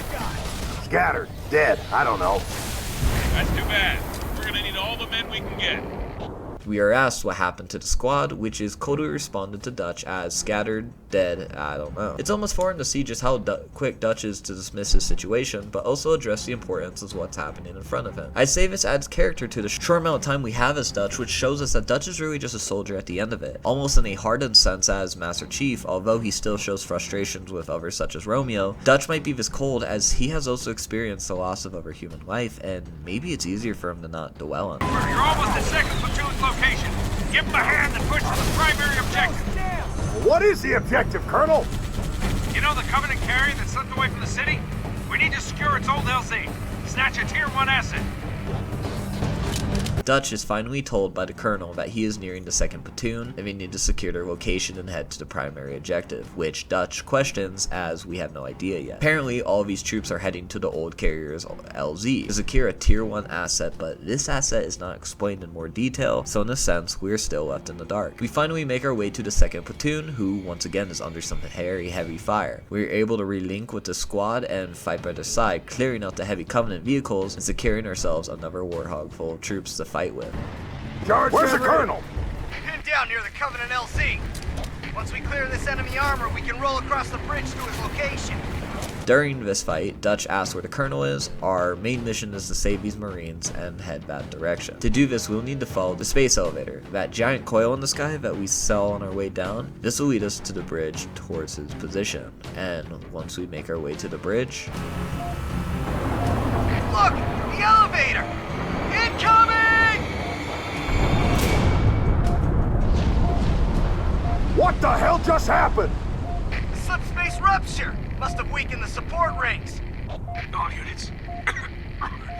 Target assets are on the move. Everyone clear the area before more debris comes down. Colonel? Sir! Damn, he's gone. Trooper, head up the hill! We gotta find a way out of this park. The space elevator collapses. This is a really important event to humanity. We get to witness the fall of the Mombasa space elevator. We watch as pieces of the elevator are scattered miles upon any direction it swings, as pieces crash into the building directly in front of us. To understand this, we need to understand the elevator itself. The Mombasa space elevator was known as humanity's first ever space elevator, designed in the wake of the 24th century, which also in turn caused New Mombasa to be the first tether city in humanity. The elevator was designed as a quick and cheap way to bring supplies up to the orbital space station around Earth in order to stop sending fuel on rockets used to launch the supplies instead. This invention of the space station is what helped New Mombasa develop into the futuristic metropolis it is, which by design also radically changed the structure of the city itself, as the bottom of the uplift would be connected to multiple warehouses and ports as a quick and easy way to transport and supply goods. Now, this great human achievement is reduced to rubble and scattered all over the savannah. In Halo 3, when Chief returns to Earth on the mission Savo Highway, we actually get to see the rings of the elevator scattered, but at the time we never really knew what actually happened. With Halo 3 ODST, we get to see the destruction of the elevator happen right in front of us. Moving on with our convoy of Marines and Warthogs, we eventually push up through the park where we come across a 3rd platoon under attack, but we didn't hear about this one. As we clear the area of Covenant, we can drive down to the little drop off to where the Marines in this area were pinned down. A lot of Marines in the area lie picked off, one dangling off the edge as he tries to make his way to cover. Luckily for us, there is a fully charged Spartan laser just in case we need the ammo. Near a parked Warthog, we see 2 Marines, one going manic as another Marine stands by trying to calm him down. Okay? Well, technically it's a corporate-funded wildlife reserve. Semantics! This whole place is one big cage! Listen, Marine, you're wounded. You gotta try and relax. Except we're the zebras, get it? All fenced in and ready for the slaughter. And the Covenant? They're the lions! Rah! Careful, I think you strained a metaphor. Oh God! Oh God! Is that serious? Well, only if you keep it up. There's actually a lot going on here that I'd like to explain. First off, the Crazed Marine is something we see in almost every Halo up to this point except for Halo 2. The addition to this Marine in my eyes is a great detail as we get to see the closest thing we get to trauma in the Halo universe, of course, like real life. Fighting against an alien invasion that wants you and your race completely eradicated isn't going to be a very good on the mental state. The Marine mentions how the humans are stuck in the zoo. The soldiers are just zebras, a prey to the predator, which is the Covenant, who are the lions. Of course, the Marine in front of him has some great responses to that, such as technically this is a government financed nature reserve. But this Marine is a callback to the paranoid Marine in Halo 1 and 3, and eventually the suicidal Marine in Halo Reach, but we wouldn't have met him at this point yet. The Marines in Halo 1 and 3 are Marines who have gone bonkers after seeing just exactly how horrifying the Flood is, while the Marine in Halo 1 fires at you saying to get back as he can't process who is a human or Flood anymore, while the Halo 3 version just cowers in a corner. So, neat little detail to add as a callback in ODST. Not only this, but the Marine calming him down is the fanbase's Easter egg to a well-known character, Chip Stubo, who is an Australian Marine with amazing dialogue who is present in almost every single Halo game. But interestingly enough about this version of him is that if you're playing Halo MCC version of ODST, you will get an achievement for hearing his voice called 2 places at the same time, as during this point of the game, Chip Stubo is on Installation 05 with Chief as an ODST. Oh, it's like a postcard. Dear Sarge, kicking ass in outer space, wish you were here. I heard that. jackass! But in ODST, he's still on Earth giving aid to its Marine. So because of this canonical error, the developers decided to put a pretty funny callback achievement to this error. Proceeding from here is our final stretch. A large force of Covenant is blocking this section, which is a hole in the wall of the reserve. This is our escape plan. But unfortunately, there is a brute chieftain here, where once again we swiftly see a phantom with those black strings appear again, then take off as fast as possible. But the chieftain then orders its troops to kill the humans before they can see what they have done here. Very suspicious, and what is going on here? Once clearing the area, you and your Marines and the Warthog jump the gap, and you get your final cutscene.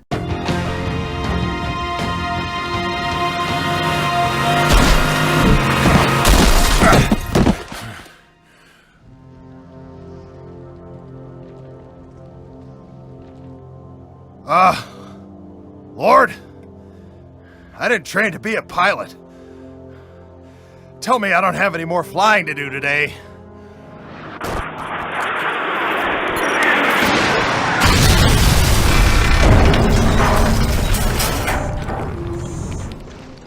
So, was that a yes or a no?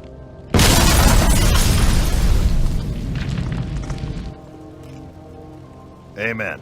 Dutch crashes into the city below and is launched onto the ground. He stands up and asks the only person he has contact with now, the Lord, if he has any more flying to do today. As he hasn't trained to be a pilot, then all of a sudden we take the view of one of the UNSC recon crash and explode into the statue behind him. Then the camera slides across the ground. This is how our clue got us here. Dutch asks, is that a yes or a no, as comically his vehicle explodes right behind him. Then, with nothing left to say, he gives us an amen. Very relatable to this entire game. Now, before I move on from the level, I do want to talk about a couple things I find interesting. Now, first off, as a little cool detail, but depending on which vehicle you decide to use during this mission, that will be the vehicle that Dutch crashes in, changing even in the cutscene. Something I also enjoy about this level is how, depending on how many Marines you are able to save, you can continue through the mission with multiple amounts of Warthogs, creating this giant fighting force, making the mission easier. But this isn't actually the case, as with this mission, technically, this is one of the fastest Halo missions you can complete, as of off the rip, you can grab that first Warthog and without stopping dash to the end of the mission. You don't really have to stop and help every Marine if you don't want to, but with the amount of forces you fight in the area, and depending on the difficulty, the level can honestly punish you for this, as this mission would be easier if you had more buddies. So if you choose not to, then you can leave these Marines to their fate, which changes the dynamic of the level, and in a sense allows the player the freedom to complete the mission how they want, which is something very Halo-like that I'm glad they included in this mission. But it's this compassion that the player shows the group of Marines that really defines this fight, as this is a fight of humanity against a common enemy. So it's very important that humanity works together to get things done. In a sense, this adds to one of the other bigger themes of ODST that I'll explain very soon. After Uplift Reserve, as again, we take place in Rookie's shoes. Now, I would like to say, this is probably the last time I'll discuss Rookie and Mombasa streets, as past this point, I have only a couple things left to say about Mombasa streets and the Rookie's journey. For the third time, we are sent back into the Rookie's shoes in order to explore the rest of New Mombasa, and the final clue is to find his teammate. Now, although I've explained most there is about what's going on during Mombasa streets, I like to talk about a couple things. First off, from this point, interestingly enough, as you move through the streets, you'll start to notice parts of the city affected from the last mission, as when you progress to even sometimes to the darker part of the city, you'll start to see the streets littered with pieces of the space elevator, even with some of the larger pieces straight up stuck into the side of the buildings. A really cool detail as the game is able to keep continuity in its story and show as in a cause and effect. Something I realized I unfortunately missed out earlier when I was trying to explain the new weapon systems was how exactly different it feels to play as an ODST and what is different. Now, I've explained how the ODST has night vision and that you don't have a shield in this game, so when you take damage it goes straight to your health bar. But there are quite a few more things to talk about here. Now, we shortly see what it feels like to be an ODST when it comes down to things such as our weapons off the bat. We can see that although ODSTs are able to still brandish and use Covenant vehicles and weapons, but interestingly for this game, ODSTs only have 3 grenades instead of the original 4 that you were able to carry as Master Chief in the past games. Not only this, but throwing grenades have a different pattern as a rookie, and other troopers throw grenades in a short but higher arc, in a comparison to Master Chief's far and straighter throws. Something I'd also like to discuss is the weaponry you get in Halo 3 ODST, as these 2 weapons are the only found in Halo 3 ODST. Eventually, I believe using added to the later games and updates such as Halo 2 Anniversary multiplayer lets you use these weapons in multiplayer. The silenced SMG we wield here is a fitting weapon for this this game's stealthy environment that makes its combat stand out from other games. The silent SMG doesn't only help you maintain stealth while fighting in highly patrolled area, but its extended barrel and also its newly added red dot sight allows for you to pick off targets from further distances with it, creating an almost medium weapon between the normal SMG and the assault rifle. Halo 3 ODST, oddly enough, doesn't have the battle rifle, as you can't find it anywhere around the map or its levels, which is most likely done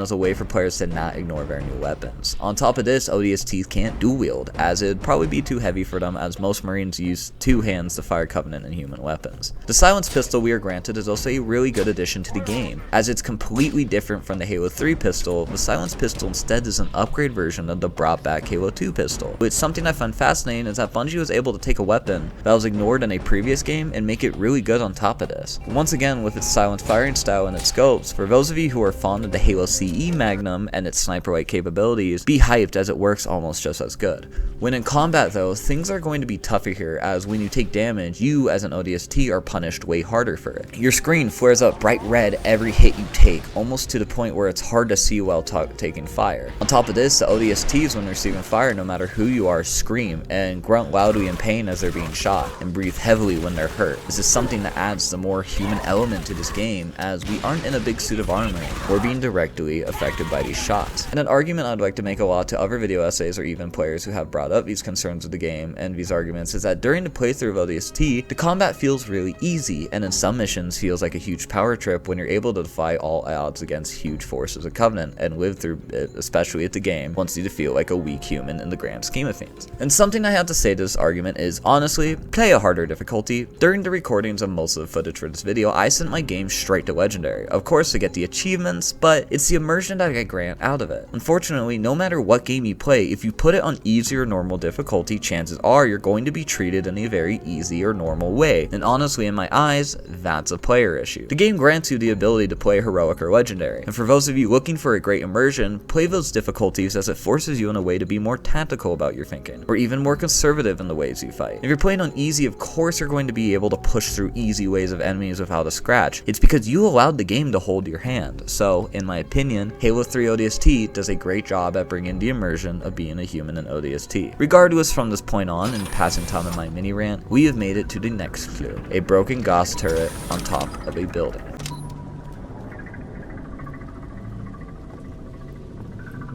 Where's the rest of your team, Trooper? Scattered, dead, I don't know. That's too bad. We're gonna need all the men we can get.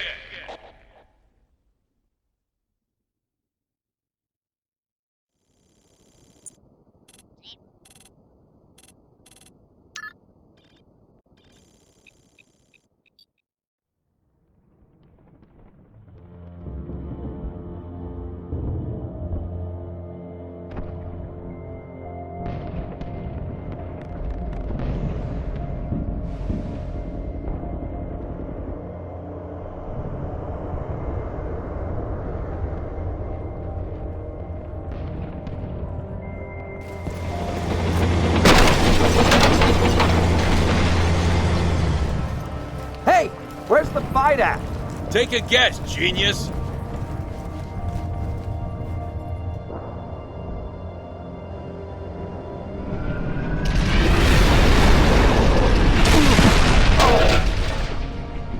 Son of a gun! Wanna live? Get your ass out of the street! Wait for me! Our next mission, Kazingo Boulevard, puts us in the eyes of our squad mate Mickey, an hour and a half after the drop. At this point, Mickey has probably been sneaking around the city for a while now. Up until this point, he crawls up to the end of the street. All of a sudden, a Scorpion in reverse swiftly blasts past, pushing the truck out of its way, while Marines follow behind it, almost retreating. Mickey asks where the combat is when one of the best lines from Marine is spoken. Where's the fight at? Take a guess, genius. To be fair, he's not wrong. Soon enough, a Wraith dashes around the corner and immediately opens fire on Mickey. He luckily ducks behind the flipped truck and a hubcap lands on his head. Mickey is our comic relief. Once we take over, a Marine tells us if we want to live, get out of the street. Our mission kicks off with us regrouping with the Marines running in the street and a Scorpion we saw stuck out in the open, but eventually he stops to take a firing position. Covenant in overbearing numbers flood out from a nearby parking garage and things start to get dicey here. Luckily for us, Mickey has a a rocket launcher, as you will see soon enough, is our explosives expert. Unfortunately, Mickey only has 2 shots. I'm not sure if he used the rest of the ammo in the last hour and a half, or if it's just showcasing that he's only able to carry 2 at a time. A interesting detail. Get to the Scorpion tank, Trooper, before the Wraith takes it out! The troopers tell Mickey to make his way to an abandoned Scorpion out in the street, as the one still alive, although the heavily damaged one, needs backup. The situation the troopers find themselves in is dire, but luckily Mickey is able to get to the tank and assist in firing. Both ends of the street are filled with waves of Covenant, and in far ends consist of 2 different wraiths, both firing from opposite directions. After clearing the area, the remaining Marines will hop on your tank and assist you against infantry. As you roll through the city streets, the Marines thank you for your assistance and talk about how the Covenant were rolling them back block by block, eventually until they got cornered, where luckily you saved them. This mission starts to kick off the action with no time being wasted. Similar to Buck's start, we get this theme of just exactly how brutal the fighting was in the city center. Marines were constantly outnumbered and pushed into corners by overwhelming forces until they rather ran out of ammo or died, which is where Rookie is able to get most of his supplies from these battles. It's almost a spooky thing to see, as every time we ran into groups of Marines to our flashbacks, they were on their last legs before complete annihilation. And this isn't just singled out to the Marines, as in some of our mission, we find our main characters finding themselves in these same situations. And it's this constant theme of humans needing other humans in order to survive, and that the only reason humans are able to live through these things is solely due to the fact that people are able to have compassion. Humans need other humans. For example, Dare needed Buck when she was stuck. Romeo shot the engineer before it got too close to Buck. Dutch rallied the troops and got the Marines out of the nature reserve. And now Mickey is able to regroup with some Marines and save them from this position. After rolling out into tank, the Marines inform us of our objective. Every Marine in the city is heading for a rally point near the Naval Intelligence Building. You ought to come with us. Sure, as long as I get to drive the tank. All soldiers in the city are advised to meet up at a common rally point. At this point, I had to beg the question, now that the Tier 1 asset has moved, what is the UNSC's intention now? Moving through the streets with the aid of our Marines, we engage numerous amounts of Covenant, and they are everywhere. We find them in the crevices of buildings, hiding in the darkness of underpasses. Some ambush us from the roofs, while others hide in sky bridges. The Covenant at this point really own the city. During this time, one of my favorite songs in the game is playing in the background by the name of Traffic Jam. It is, in my opinion, one of the most fitting tank level songs in the game. And on top of this, ODST delivers to us the classic Halo experience, even if it is so different, as we start out with a classic mission on our own, followed by a drive around in a Warthog and rally the troops, and then eventually our grand tank mission. All we are missing is our sniper mission and our flying mission.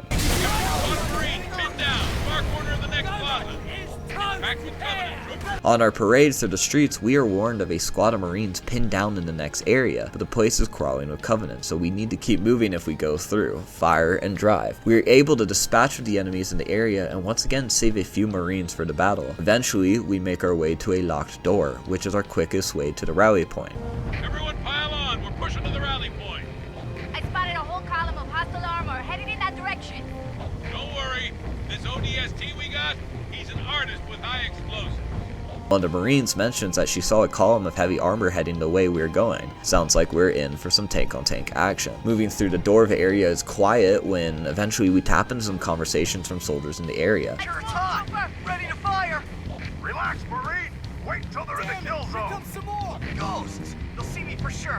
I gotta take the shot! I said hold your fire! Concentrate on the wraith at the end of the... Ah, hell!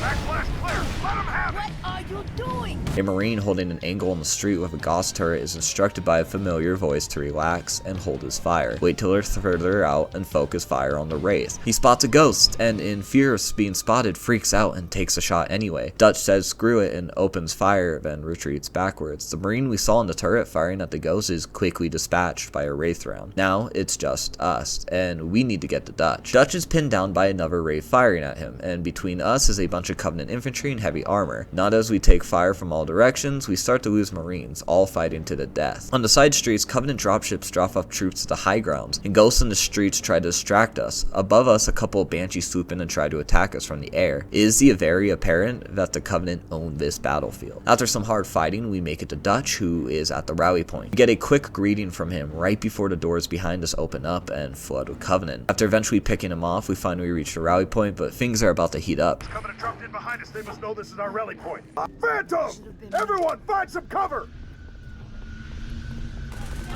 The Covenant are smart and probably figured this is where all the Marines were heading, so they started to drop off troops at the rally point, even dropping off a Wraith. With the help of Dutch and whoever is still alive with us, we can use our height advantage to fight back the defenders. Dutch calls out a flank, which is up to us to cover, as Jackals and Grunts start to loop to the side streets and use the overwalk. Eventually, we can use an overcharged plasma shot to disable and board a tank using a grenade to blow it up. Our mission ends.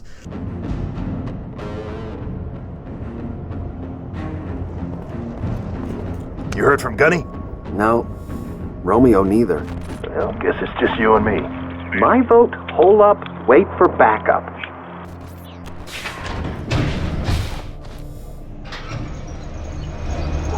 Thank God! Does one of you know how to use explosives? Your vote just got overruled. Oh.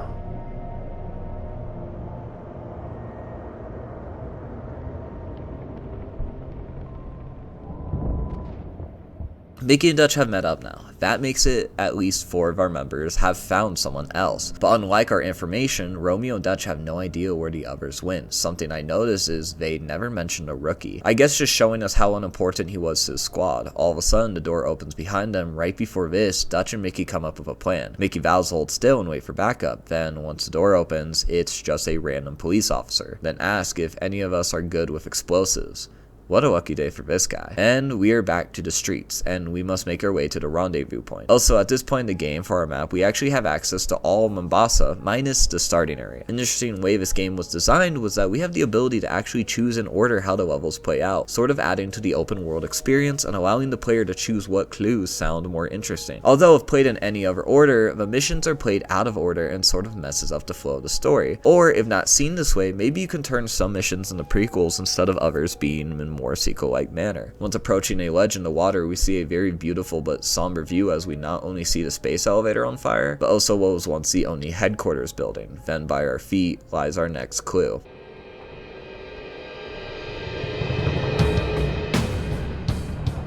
Hurry up! Look, you want to do this? Be my guest. But this ain't a job you want to rush. That do it? Signal's good! Arm the other detonators and pull back to me! Come on, tough guy, we gotta blow this bridge.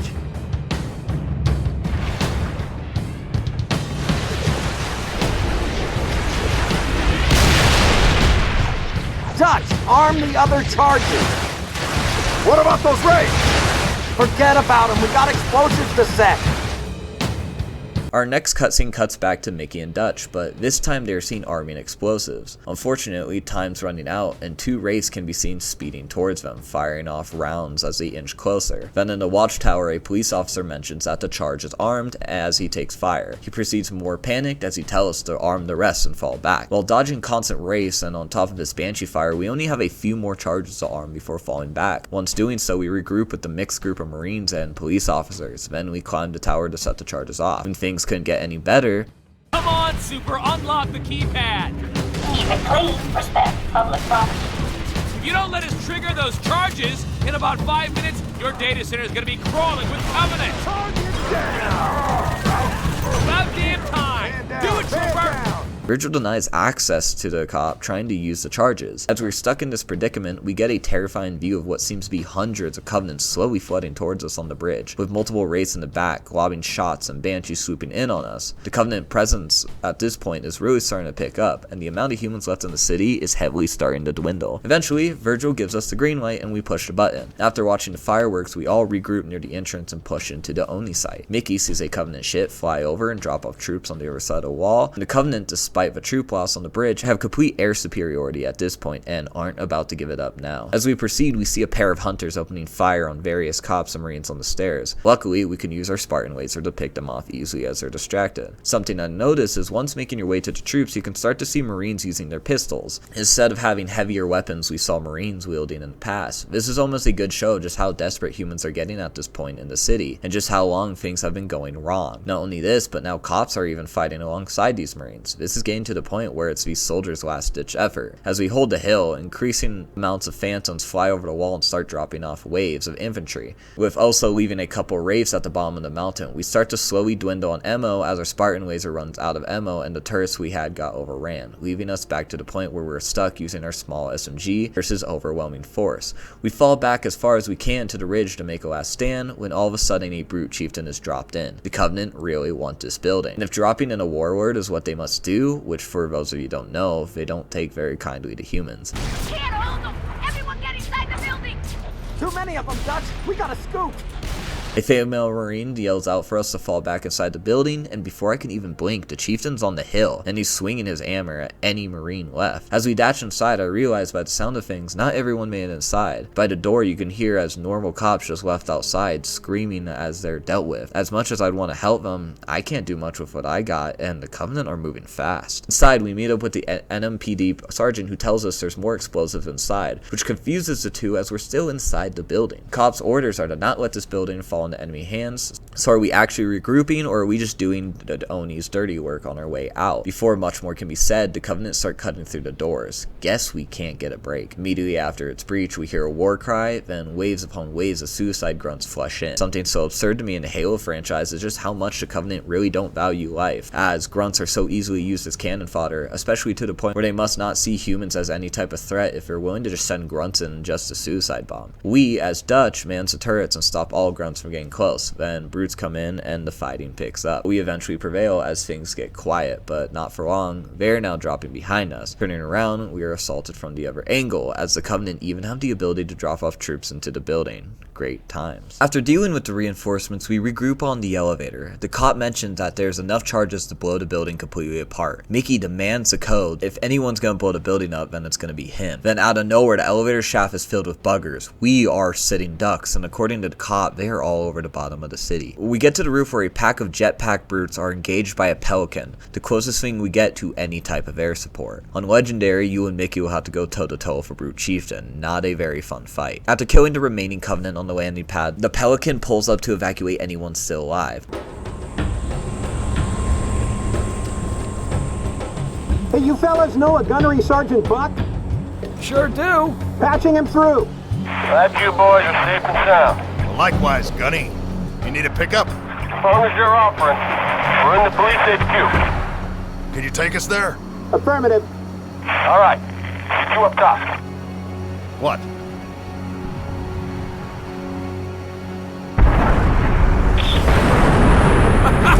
This day ain't turning out so bad after all.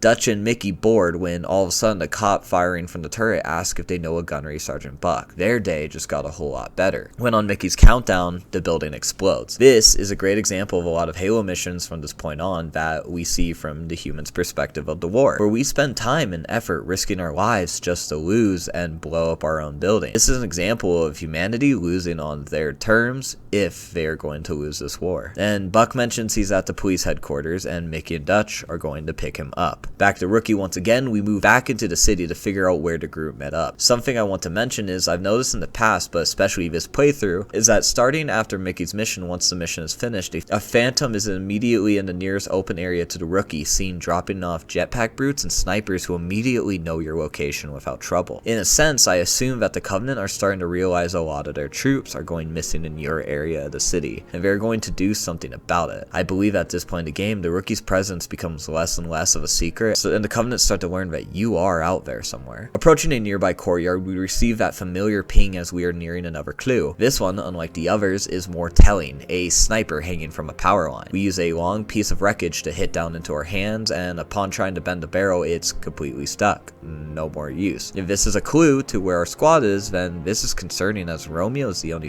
one with a sniper. But for what we know, not anymore.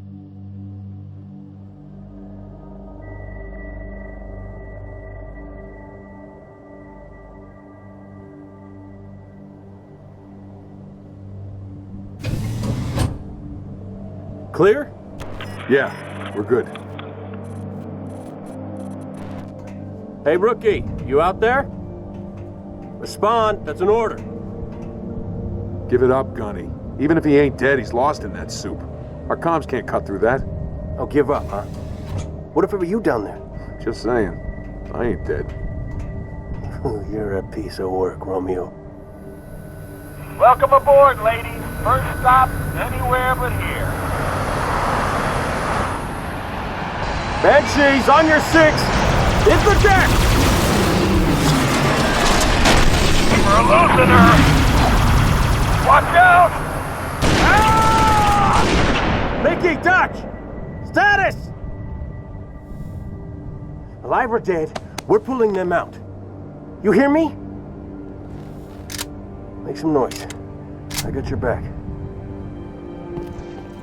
3 hours later after drop, we relink with Romeo and Buck as they clear their way onto a landing pad. Romeo and Buck share a quick disagreement as Buck attempts to reach out to Rookie. So far, he is the only one who has even considered his existence. Romeo tells Buck to give it up, and with Buck replying that, what if it was you down there? Easily enough for Romeo, he isn't. So it's not his problem. Something that ticks off Buck. The police pelican arrives, which by the way looks super awesome, but is shortly tailed by banshees which attacks the pelican. Damaging the pelican, it begins to spiral out of control. Buck and Romeo shoot at the escaping banshees, but to no avail. Buck shows us just how tired he is as he screams while firing. This anger is something that adds on to this level of human emotion. Had these characters go through these events, and actively seeing your squad mate shot out of the sky probably doesn't do wonders to someone's mind. A really cool detail here as well is after the cutscene, Romeo's rifle is missing 3 rounds, as that's what he's fired during the cutscene. Although the game is screwing you over with less ammo, it shows just how well the developers wanted to do at keeping this game as immersive as possible. The MNPD headquarters has us taking place as Romeo, as this mission plays as our token sniper mission. As we progress through the rooftops of these headquarters, we eventually come across a room after our fighting. For us, we're able to take a break, and when Buck tells us to grab some ammo, these boys won't need it. This room in of itself holds a good deal of environmental storytelling. Once again in this room, the entire place is full of dead bodies everywhere, both human and Covenant, and on the wall we see that familiar writing of where next, even to the point where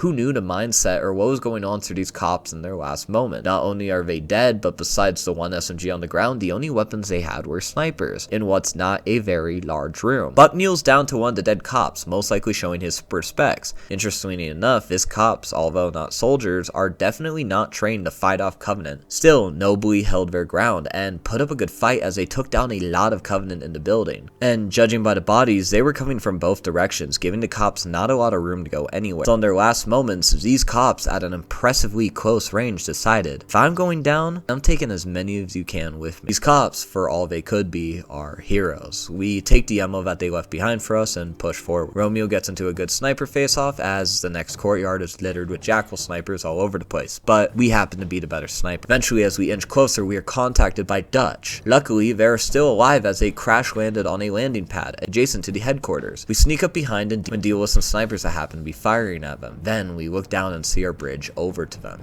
That's the bridge? You gotta be kidding me. What, you afraid of heights? Get going. Mickey used a crane in order to move some cargo and make a bridge. Romeo complains about the bridge. To be fair, I would be as well, before Buck bullies us to get on it. As we were walking, 2 banshees surprisingly enough don't shoot at us, but their wind draft is enough to shake the whole crane. We make our way to the squad and help them clear out the Covenant surrounding the area. Once the area is clear, we finally greet our squad. Lost the pilot on impact. Rest of us are okay. Not for long. Phantom's inbound. Why am I not surprised? Pick a turret, Romeo. Conserve your ammo. This is gonna get hot. 4 out of the 6 members are now together, and Dutch exclaims that the pilot is dead, and this is what they are left with. Before any more can be said, Mickey spots a Phantom. Alpha 9 are in for a last stand of their own. As banshees swarm the sky, everyone picks a turret and holds their ground. During this mission, before I forget, a couple more things. 1, take a look at that skybox. I wish I could just see something like that in real life. And 2, the music that plays on this stage goes by the name of Skyline and consists of 2 parts of which are my favorite song in the game. Once we get to the final fight of this mission, that all familiar guitar riff plays. We got one more Phantom, Gunny! Look out! Chieftain! Get her!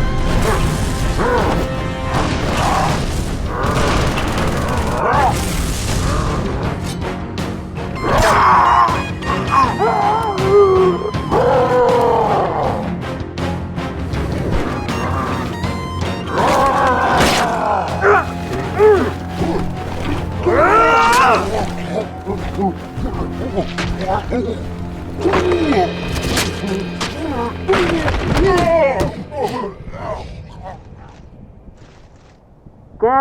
this thing off of me!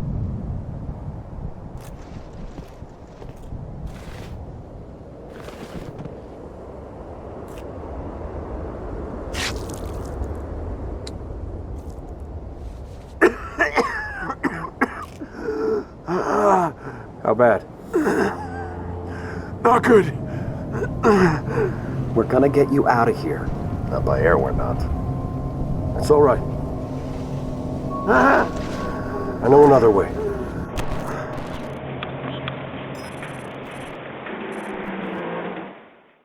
Eventually, after waves of banshees and phantoms dropping troops off, Buck gives us the all clear. Then of course, out of nowhere, Dutch spots one more phantom, and Buck yells, "Chieftain!" Up this high, that can't be any good. After the chieftain is dropped, he swings and kills the last cop defending with us. Then, as Buck tells us to scatter, the squad surrounding the chieftain lay fire onto him, but focuses on Romeo. He hits the ground in front of Romeo, knocking him into the pole, then changes his hammer to the other side and sticks it in Romeo's chest. Upon taking it out, the chieftain grabs a hold of Romeo's rifle and bends its barrel and throws it off the skyscraper. This is how it got to where we found it, and before the chieftain can do any more damage, Buck jumps on its back and sticks a knife in its neck. Still struggling, Mickey tries to tackle it to no avail, then Dutch reluctantly rams into the chieftain, knocking it over and finally killing it. The thing comically lands on Buck as he asks for it to be removed often. Then, as the squad gathers themselves, Romeo grunts in the background. Romeo's lung collapse, and they aren't getting off this roof by bird. So the crew, with an injured Romeo, make their way off the roofs. Buck explains he knows another way. Quickly, I'd like to say how I enjoy how this cutscene prevents us from fighting the brute chieftain like we have in most other encounters, but instead allows the story to show us what the pure brutality of the brutes look like up close. Also showing just how difficult it can be for humans to bring one of these tanks down, especially as it requires 3 different people here to get the job done. Then, back to Rookie. As we make our way a few blocks across Mombasa, when we approach the metro station, on the ground lays a canister.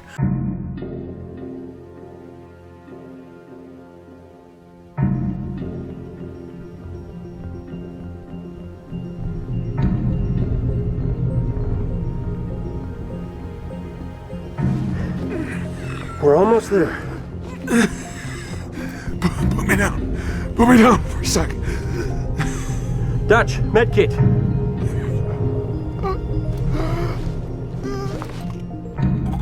What's wrong with him? He's got a punctured lung. Can't breathe.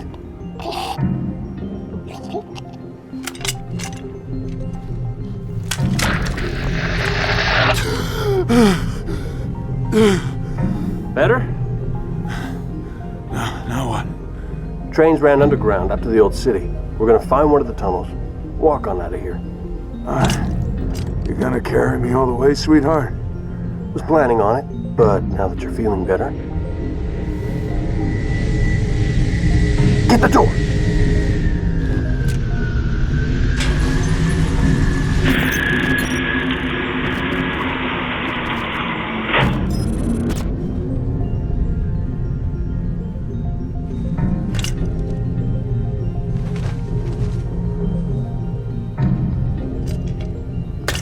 Johnny, you're gonna want to see this.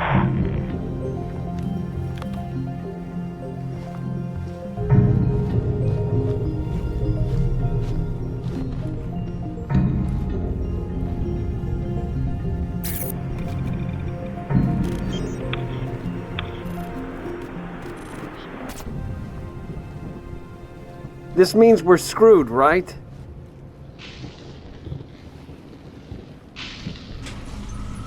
Not yet.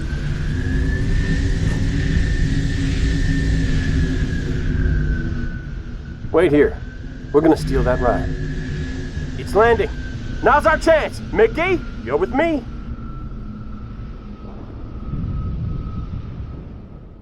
5 hours after drop, the squad has made their way to the streets and have sneakily made their way to the train station. Romeo, still badly injured, begs to be sat down as he probably just ascended a good amount of stairs with his collapsed lung. Buck orders Dutch to bring his medkit, and as Dutch crouches down, still trying to pull security, he questions what's wrong with Romeo. The man can't breathe, his lung is punctured. Buck pulls out a canister of biofilm and uses it to mend Romeo's wound, temporarily granting him the ability to breathe. Romeo, once being able to walk again, asks what's next. By the way, I like to add that the biocanister seems to be such a remarkable piece of medical technology. I mean, imagine getting shot in a combat situation and being able to simply and painlessly stop it by just spraying some biofilm on it. The future seems kinda cool, minus the alien invasion, of course. Buck explains his plan, just exactly why he came to the station. Buck and the squad are going to walk their way through the train tunnels, all the way out of the city. Once again, that phantom we saw holding black beads flies over. Buck orders Dutch to close the station gates, and Romeo hands Buck back the canister, and Buck silently stares at Romeo for a moment, then throws the canister outside the gate, then while still staring for a moment, shoulders his rifle and continues down the stairs. This interaction puzzled me for the longest time, even through my multiple playthroughs, as I heavily wondered what really went through Buck's head at that moment, and also what Romeo must have been wondering. Even Dutch is clueless as he gives Romeo a passing shrug. What I can guess by Buck's actions and his cold stare is by throwing the biocanister under the gate, where it is easily found, can be Buck's attempt at trying to leave the clue for Rookie, in the hope that Rookie is even still alive. The cold stare part is a little less explainable, but if I were to take a guess, I'm assuming Buck is slightly distasteful in his thinking of how Romeo completely discarded the life of Rookie, and maybe even might show Buck being a little regrettable that he has to even consider leaving clues for someone, wishing they could be with him to clear his conscience.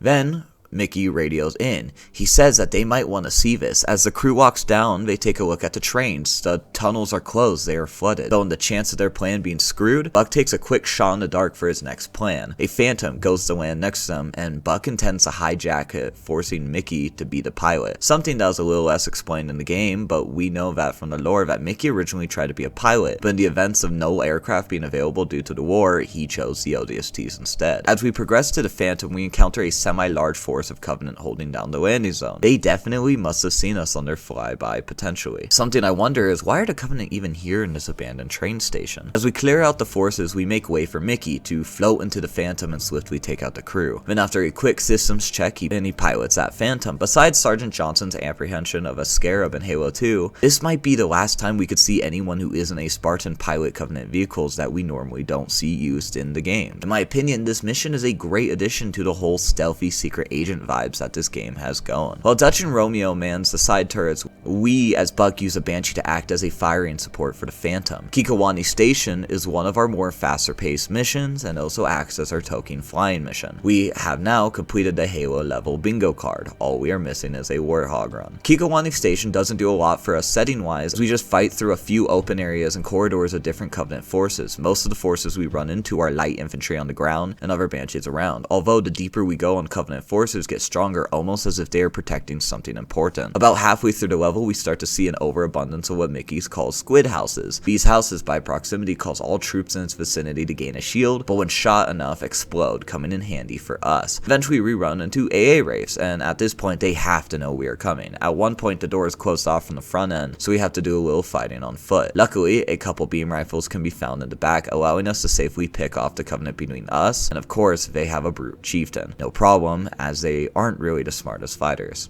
Once we open the end part of the doors, just when we thought the brute chieftain was a lot, there's a Scarab. Troopers, I got bad news. Oh, what? You really are gonna make us walk out of the city? We got a Scarab right by our exit. This is the best mission ever.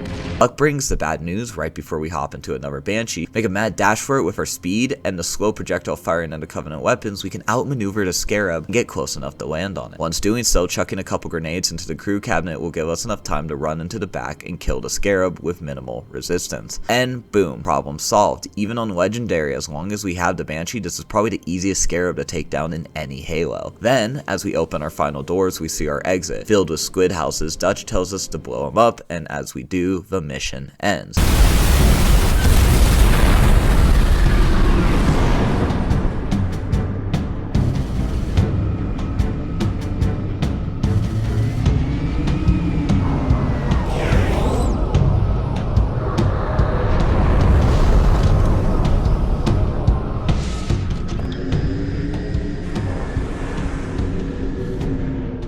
Keep her steady, Mickey. You doing okay? Just glad we didn't go with your first plan. Look at those tunnels. Ones that aren't flooded are probably packed with buggers. Hell, I wouldn't go down there even if you ordered me to. Come on, Veronica. What could be more important than that carrier? My orders. And Buck, call me Captain. Mickey, turn around. Find a safe place to set us down. What? Why? I lost something. Now I know where to find her.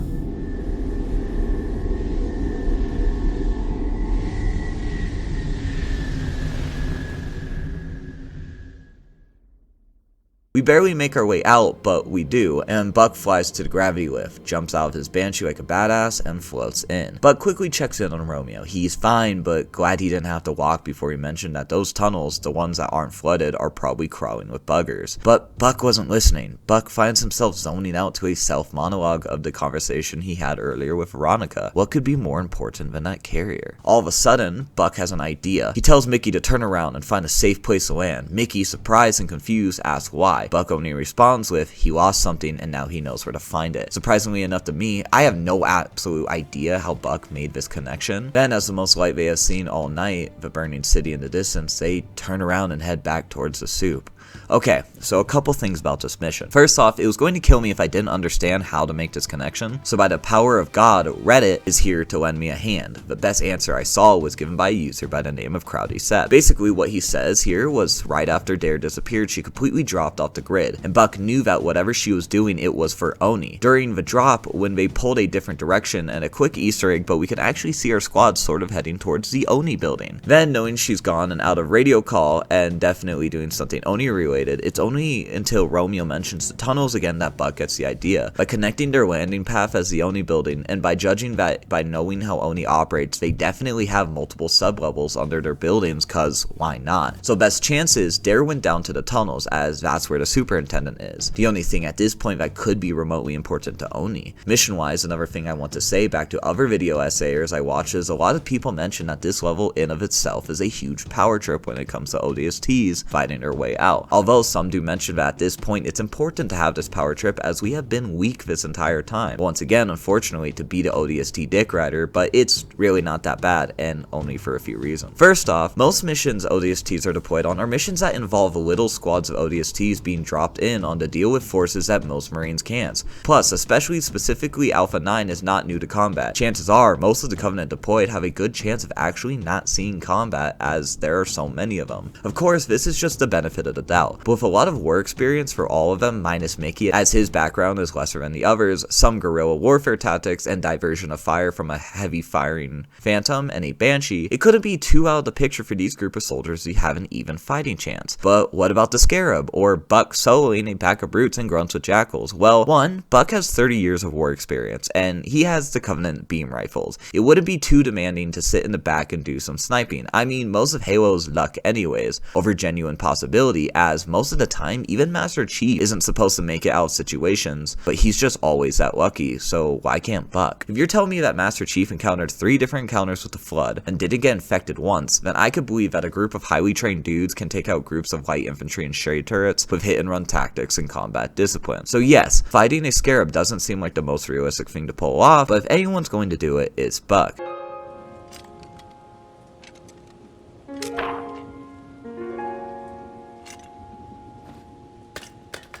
anyone hear me? This is Captain Veronica Dare. My beacon is active. Need immediate assistance. Someone, please respond. And at the end of the mission, the cutscene ends with Rookie once again, staring at the canister, but this time something different happens. It's his first time hearing another voice for what could have been hours, and it's Dare. She activates a help beacon, and in distress calls for someone to respond. As Rookie looks it up, it's apparent the Covenant definitely heard that call. Rookie heads over to the nearest way down to the sublevel.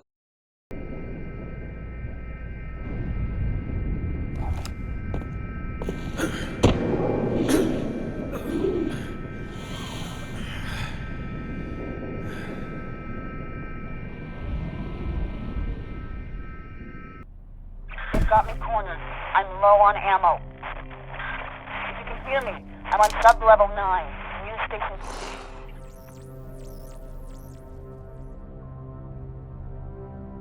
a broken elevator. He carefully slides down the cable. As he gets to the bottom, Dare calls out again. She's cornered, low on ammo, and is on sub level 9. Rookie takes a quick look. He's on sub level 7, so a couple floors to go. The level has us quietly progress through the halls of these only sub levels as we methodically and silently take out light scouts in our way, eventually making our way to what seems to be data stacks.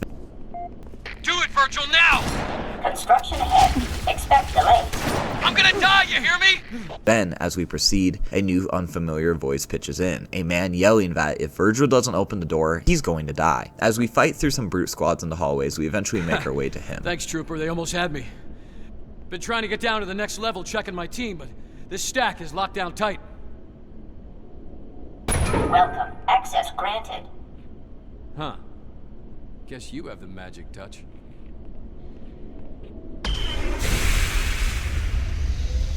Officer thanks us for saving him, then tells us he's trying to get to the next level to check on his team. And of course, Virgil all of a sudden grants us access, but slips in a warning: hitchhikers might be escaped convicts. Interesting. We raise the stack and jump down. We made it to sub level 8, but are immediately attacked by buggers. Hear that? Buggers! Down on your level! Oh no! They're up here too! Coming out of the damn vents! Get back! No! Ah! This is what we knew all along. But the cop doesn't make it down with us as he screams and is then killed off by the buggers. Also up top with him, we once again are alone. At least we had someone even for a moment. And Virgil chimes in once again. Crime doesn't pay. Very, very odd. But we don't have time for this. As we make our way down, we are stopped in our tracks by a big pack of brutes and a brute war chieftain, at the end holding a plasma turret. With the help of an overcharged plasma shot and well-placed precision pistol shots, we can take our time and slowly pick our way through them. Past them, our immediate location starts to change. This area is weirdly completely frozen, and as we approach the main source, crime restricted entry. Odd. Near the corner is littered with a couple dead buggers and what seems to be scorch marks on the wall near them. I doubt the Covenants were shooting them, but as we inch closer, our advisor marks something. Well, what do we know? Near a dead cop is a flamethrower. How nice. Odd enough to see a cop holding a flamethrower, but the area he's in doesn't seem to be out of the question. Buck? Who knows if you can hear me, but I'm sorry. I should have told you more about this mission. More about everything.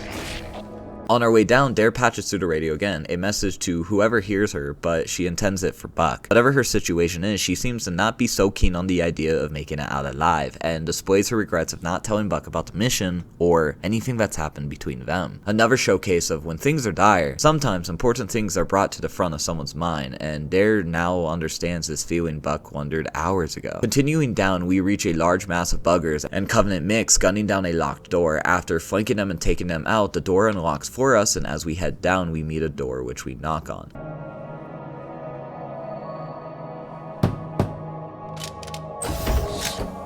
It's you. I thought... Never mind. What was your name again? Inside, now!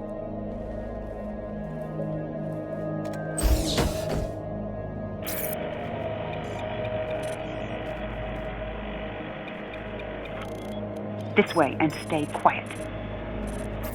Some idiots blew the building at the top of the shaft. Woke the whole hive. Down there? That's the superintendent. The AI that runs every system in the city. My mission, our mission, is to secure the superintendent's data. Problem is, there's only one way in from here. Right through the hive.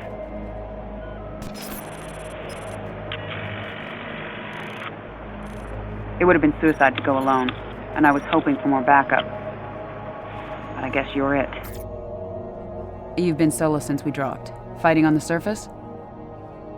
Unless you spent all night hiding in your pod, you must know your stuff. Show me. Knocking on the door opens and we are greeted with a pistol. Dare acknowledges us to much of her surprise, even thinking we died. She cuts herself off before finishing her sentence. She asks us our name. To be fair, we don't have one. We're just Rookie. As we follow Dare in, we walk up to a glass window. It's the superintendent. This is what it looks like in the flesh. Dare mentions that some idiots blew the building up above. Whoops. And now the hive is going crazy. Yes, the buggers have a hive down here. Dare explains that this is the Superintendent and reveals what our Splinter mission was all along. Secure the data from the Superintendent before the Covenant get it. Unfortunately, there's only one way to it, through the Hive. Dare hoping for backup gets us, but what could be worse as she recognizes that we survived alone on the city streets for a while, so we must know our stuff. Now in the company of Dare, we progress to the rest of Sublevel 9 when we get to a corridor with a hole. In order to get to the Superintendent, we must drop down, hurting ourselves a little bit on the way. We run into a small group of Covenant, but nothing too much for us to handle. Then from here on out, it's oddly silent. It's getting warmer. We must be right under the Hive. Head across the bridge. Let's see if we can find a way up. Dare recognizes that the area is getting warmer, so we must be near the Hive. And as we cross the bridge, we make our way to the elevator, which takes us up to the catwalks above, where things start to turn out not so fun. The Hive covers almost the entire ceiling of the area, and as we move through, things turn out for the worst. Hordes of buggers swamp us, circling us while firing. This can be a lot for us, but as long as we just hold back and take pot shots with a carbine, we should be alright. This goes on for a bit, but eventually we make our ways to the other side of the room, where we take one more final drop. The Superintendent is in sight, but it's being gunned down by a couple of brutes and patiently waits a brute chieftain. Sidestepping the brute chieftain and popping the lesser brute's armor, we safely approach the door of the Superintendent. Though, through all the chaos we've endured in this game, the answer lies right in front of us. As we get to the locked door that the brutes were firing at, it opens saying access granted. Walking in, we go through a hallway with a big scanner right before we get to that last door.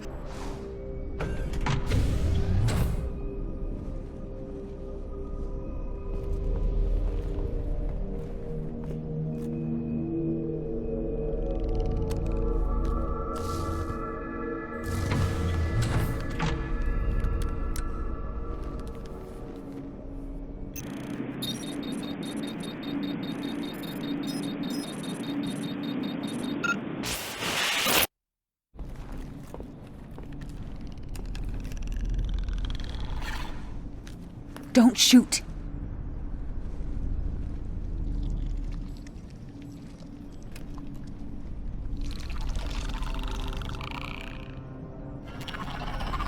We've seen them before on other ops, but we've never gotten this close. Best we can tell, they're prisoners or slaves. Either way, they don't like the Covenant any more than we do. I spotted this one in the tunnels. Watched it access comm lines, security cameras, traffic controls, you name it. Eventually, it'd hold up here.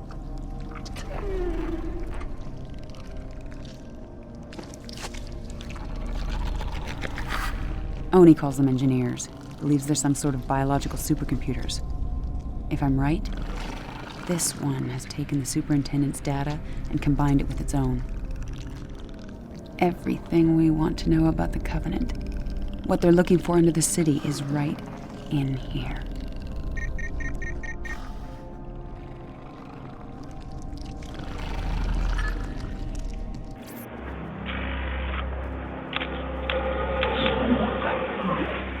Damn! Buggers must have raised the alarm.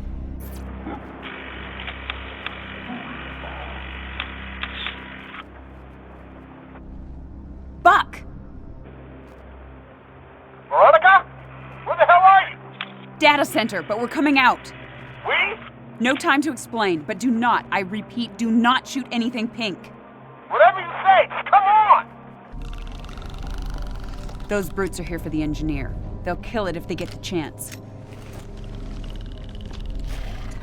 You, stay behind me, okay?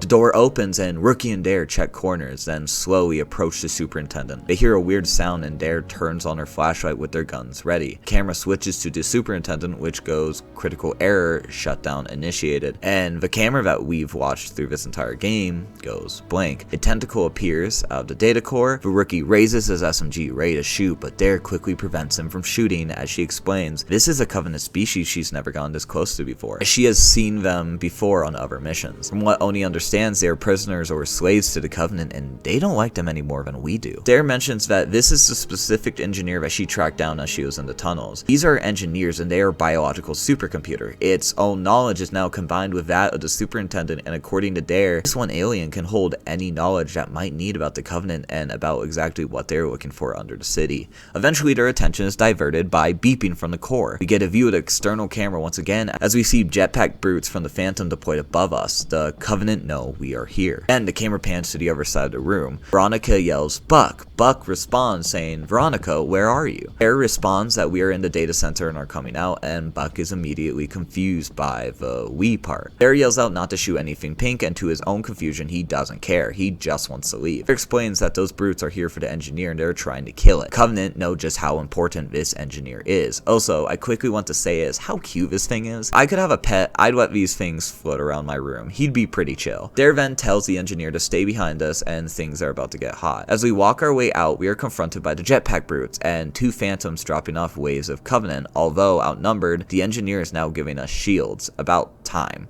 Giving the Covenant a taste of their own medicine. On top of this, Buck is on the other side giving a diversion of fire. After dispatching of the jetpack brutes and numerous infantry, we make our way to Buck eventually, and he shows us our exit. We jump down once again another hole, somehow not breaking our ankles, and we push out of a door. Find ourselves sneaking under a sleeping nest of buggers. Luckily, they must have not gotten the memo of what we did to the rest of this place, so we can move on. As we get past them, we get to a locked door. Buck, irritated, but luckily we have a key. The engineer can open these types of doors, and while we silently wait, Buck and Dare hold a pretty funny conversation. I've seen hundreds of these things today. Why is this one so important? This engineer knows what the Covenant's after. If I could safely capture more of them, I would. What they know could win the war. Oh. You haven't killed any of them, have you? No! Well, maybe one or two. Nice work. How was I supposed to know? Duck explains that this alien can be enough for us to win the war, that capturing more would be beneficial. Whoops. Totally didn't treat them like skeet shooting targets. Makes me feel a little bad as we can see how cute they can kind of be. Also, during this conversation, I love how it's just a classic couple arguing on a wide side. You can see Buck thinking to himself almost in shame and embarrassment. And once he admits to killing a couple, more like almost 100 of them if you count how many might have been inside those squid houses, you can see the way Dare immediately pokes her head over. It's an amazing little conversation we get during this game, and it's moments like these that I can appreciate during this game as it almost sets the immersion for me. The engineer eventually gets the door open, and we once again sneak under a massive amount of sleeping buggers, before eventually reaching the elevator Buck came down on, and that's our mission.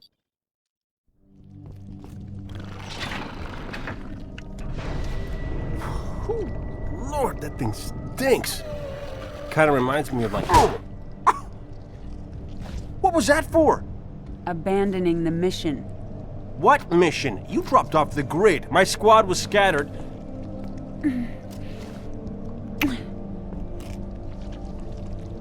And that? For coming back.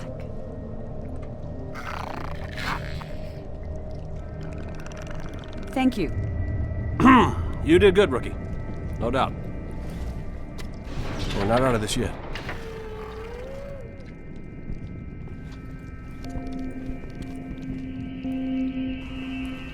The next cutscene immediately cuts to us getting in the elevator, and Buck removes his helmet, commenting on the alien smell right before getting absolutely hooked by Dare. She berates him for abandoning the mission, and midway through him responding on how she dropped off the grid, Dare pulls him close and kisses him in response for him coming back for her. Then the camera pans the rookie and the engineer silently staring. Their silence speaks volume. Then they awkwardly thank the rookie. He did good, no doubt, and honestly this is their moment, so I'll just let them have it, but it's a warming moment. Two characters finally being able to see each other again, especially when one thought the other died and the other didn't think they'd make it out alive. Buck lets us know the mission isn't over yet. As the elevator reaches street level, we push out it and is now officially morning. We've had a long day. Moving out into the nearest courtyard is a section of Covenant holding the area down with a watchtower and multiple turrets. With Buck and Dare in the street, we can flank to the left where a building is open. Luckily for us is a sniper, and we can create firing support from the side for Buck as he distracts the Covenant on the ground. After enough shooting, the area is clear and Buck tells Dare to proceed. She wonders where we are going, and Buck has a plan. Waterfront highway, fastest way out of the city. Something I like to point out about this area is at this point just how completely lost lockdown the Covenant have on the area, as almost every other direction has a plasma barricade on it. Continuing down the street, we make our way to the inside of a building, leading us to an elevator to the highway. We must wait for the engineer to power it on before taking it up.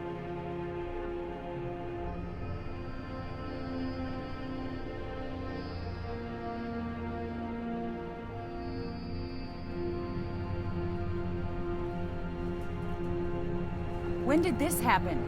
They started showing up right before I went underground. And you waited until now to tell me that. Oh, I'm sorry. I was a little busy making sure perfume over here didn't take around and blow us all up. Eddie Buck, always thinking with his gun. You haven't changed one bit. Me? What about you? Oh, so full of big Oni secrets, couldn't even give a guy a yes or no answer. That's not fair. Oh, you got that right. I never thought I'd see you again. Yeah? Well, here I am. We need to move, now. Were you too busy to plan our exit? I stole a Phantom, yes, thank you. I hid it in the shipyards down the highway. But I only have room for 2, so that thing's gonna have to sit on your lap. The engineer, where did it go?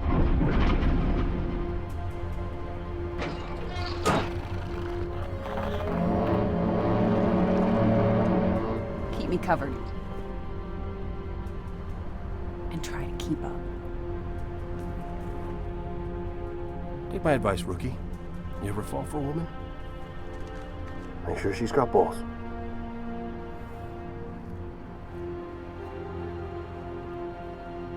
As we make our way to the highway, multiple Covenant cruisers are now flying over the city. A lot has happened while we were underground, and Dare wonders where they all came from. Buck nonchalantly mentions they showed up right before he went underground. Dare, annoyed by this lack of care, starts to argue with Buck, and for a moment these two share a moment of annoyance with each other, but annoyance out of love. Dare throws a rude remark to Buck about him always sinking with his gun, while Buck reflects that about how Dare is an Oni spook, always full of secrets, and that she can never give a guy a yes or no answer. He's not wrong about this one. Then they come to an agreement. It's not fair. At this point, the camera has Rookie in the background. A small little detail is he can't really speak, as I believe he's supposed to be mute throughout the game. He puts a finger up as the engineer is gone. Then Dare says that she thought she'd never see Buck again, and this stumps him. Then above them is a shocking sound of a carrier entering atmosphere. It's time for them to move. Dare once again roasting Buck about an escape plan, but luckily for us, we stole a Phantom. We just gotta get to it. Buck has a Warthog, but only 3 seats, so she's going to have to hold the engineer, and as they turn around, it's gone. Dare panics for a moment, looking around, then from the roof of an elephant, the hatch is flicked up and a little tentacle comes out. The engineer gives a couple little honks, and Dare runs up to it before saying to keep up and keep her covered. At this point, Buck looks to Rookie and says the gayest line in the game. Remember, Rookie, if you ever fall for a woman, make sure she's got balls. Something I want to point out is how fun it is that this is the 3rd time we see an elephant in the Halo series, as the first time we get to drive it on the sand trap in Halo 3 during multiplayer, where it comes with a mongoose in its storage area with 2 turrets that can be used by Spartans and a protected driver. It's a fun but slow vehicle for fun modes like Capture the Flag. On top of this, it had a little secret that if you found a way to flip it over, the message to press X is skewered, wondering how you just did that in shock. Now for elephants in ODST, they are used for civilians use, but more specifically garbage trucks. Fun little nod to their existence in the Halo universe. This mission for us acts similar to an escort mission, sort of trying to bring back that final feeling of a Warthog run. Dare, on the right lane with the assistance of the engineer, sloppily drives down the highway, and it's up for us to drive around fighting off Covenant in the streets protecting it. Hey,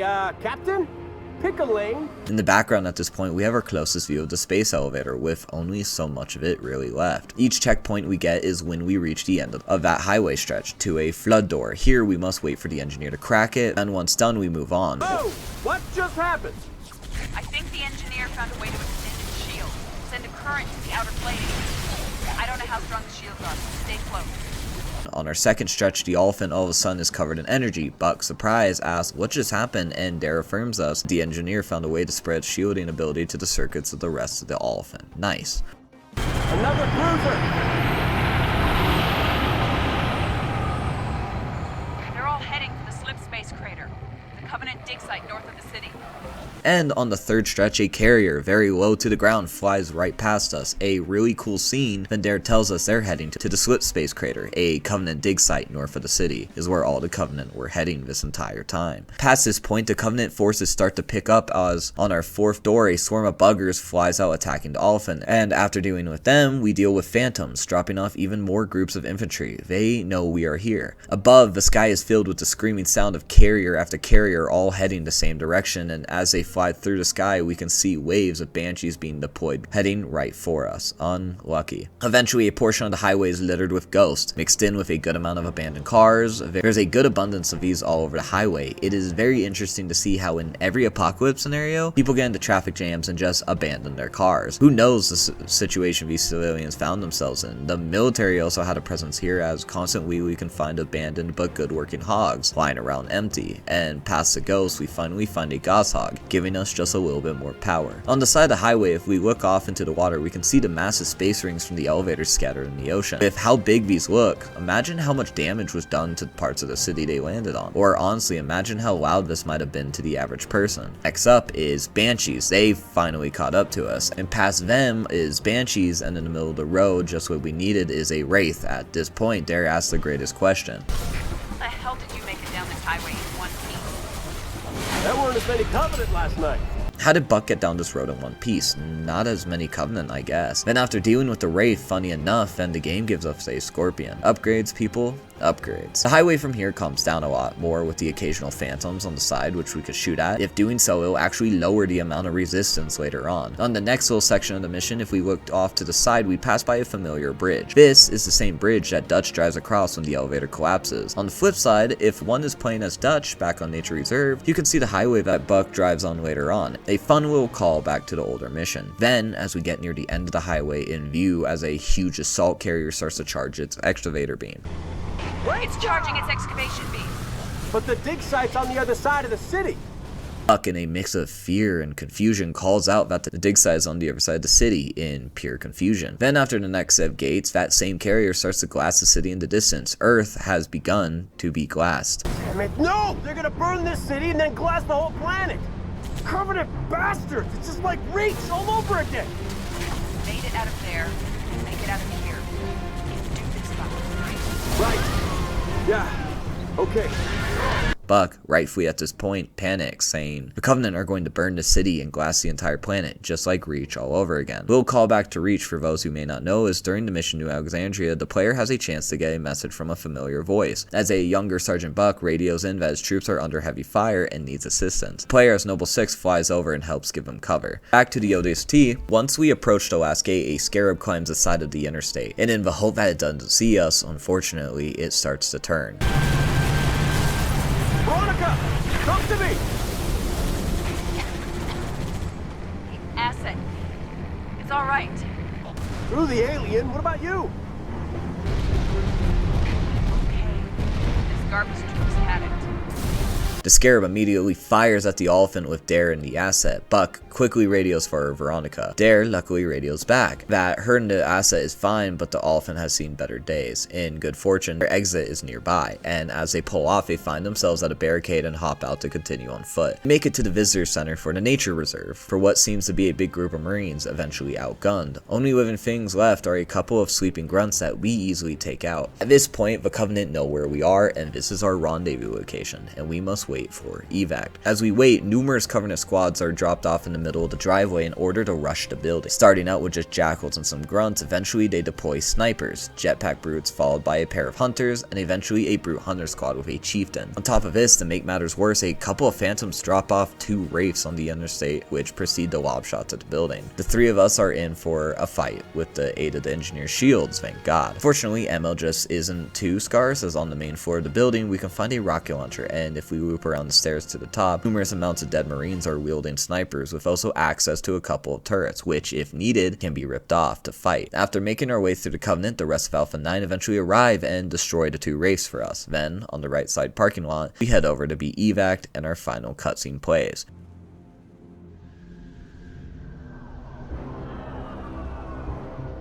That thing's safe? Long as it don't get hit.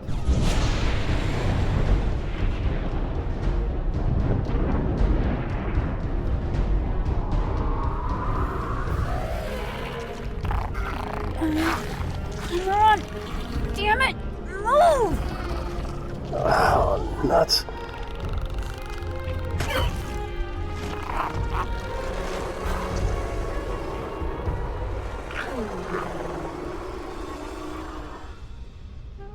What can I say?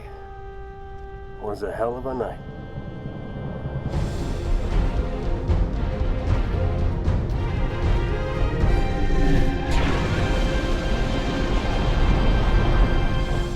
Dutch drops down to help secure the area for us and get us inside when he questions that if the suicide bomber alien is safe. Luckily, it is. Dare and Buck share a quick conversation before getting in, calling back to the conversation they had at the beginning of the game. Dare says for replacements, they make one hell of a team, and Buck responds with, good to know they really do listen. As a security engineer, a carrier enters slit space very near to the ground of their location and charges its beams. Rookie and Dutch share a quick shrug of something I can only infer is, are you serious right now? Then, the engineer starts to panic. Dare tries pulling it, but it's too resistant as she gives a shrug for Buck to help. Buck gives it a push, and slowly but surely, Dare and the engineer enter the Phantom. For a moment, Buck stops and pulls the wing of a bugger off his helmet and says, what could I say? It was a hell of a night. And the rest of the crew pile into the Phantom. As they get in, they start to take off, and the carrier glasses the area behind them. Romeo tiredly leans against the plasma turret, and both Buck and the Rookie grab him and lightly lay him down in the middle of the ship. Buck commands Rookie to give him some meds to kill the pain. As Romeo's on the ground, he points and asks, we went through hell for that? Buck responds with, it's important, it knows things. Then, in a crude remark, Romeo points and says, I wasn't talking about the alien, Gunny. Romeo is definitely a piece of work. Buck radios to Mickey, telling him he's sending him a special co-pilot. Reluctantly, Mickey doesn't want that thing in there with him, but Buck has a point. The alien knows how to keep them off their tail. Dare cuts him off with saying, I think they're too busy to care. Dare stutters off into the city as the Covenant glass the city to rubble. Then Buck asks, what about you? What about us? For the first time. He actually has the chance to talk to Dare, and really about anything. Dare responds with, win this war, and ask me that again. Dutch presses a control panel and closes the side of the Phantom, and Alpha 9 fly off. We get one final pan of the city over the intense piano as the Covenant continue to glass the rest of New Mombasa. Then we get our epilogue.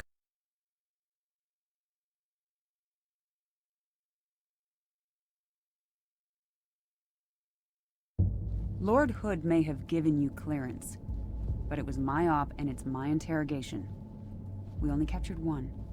It's very delicate. Don't worry. I know what the alien's like.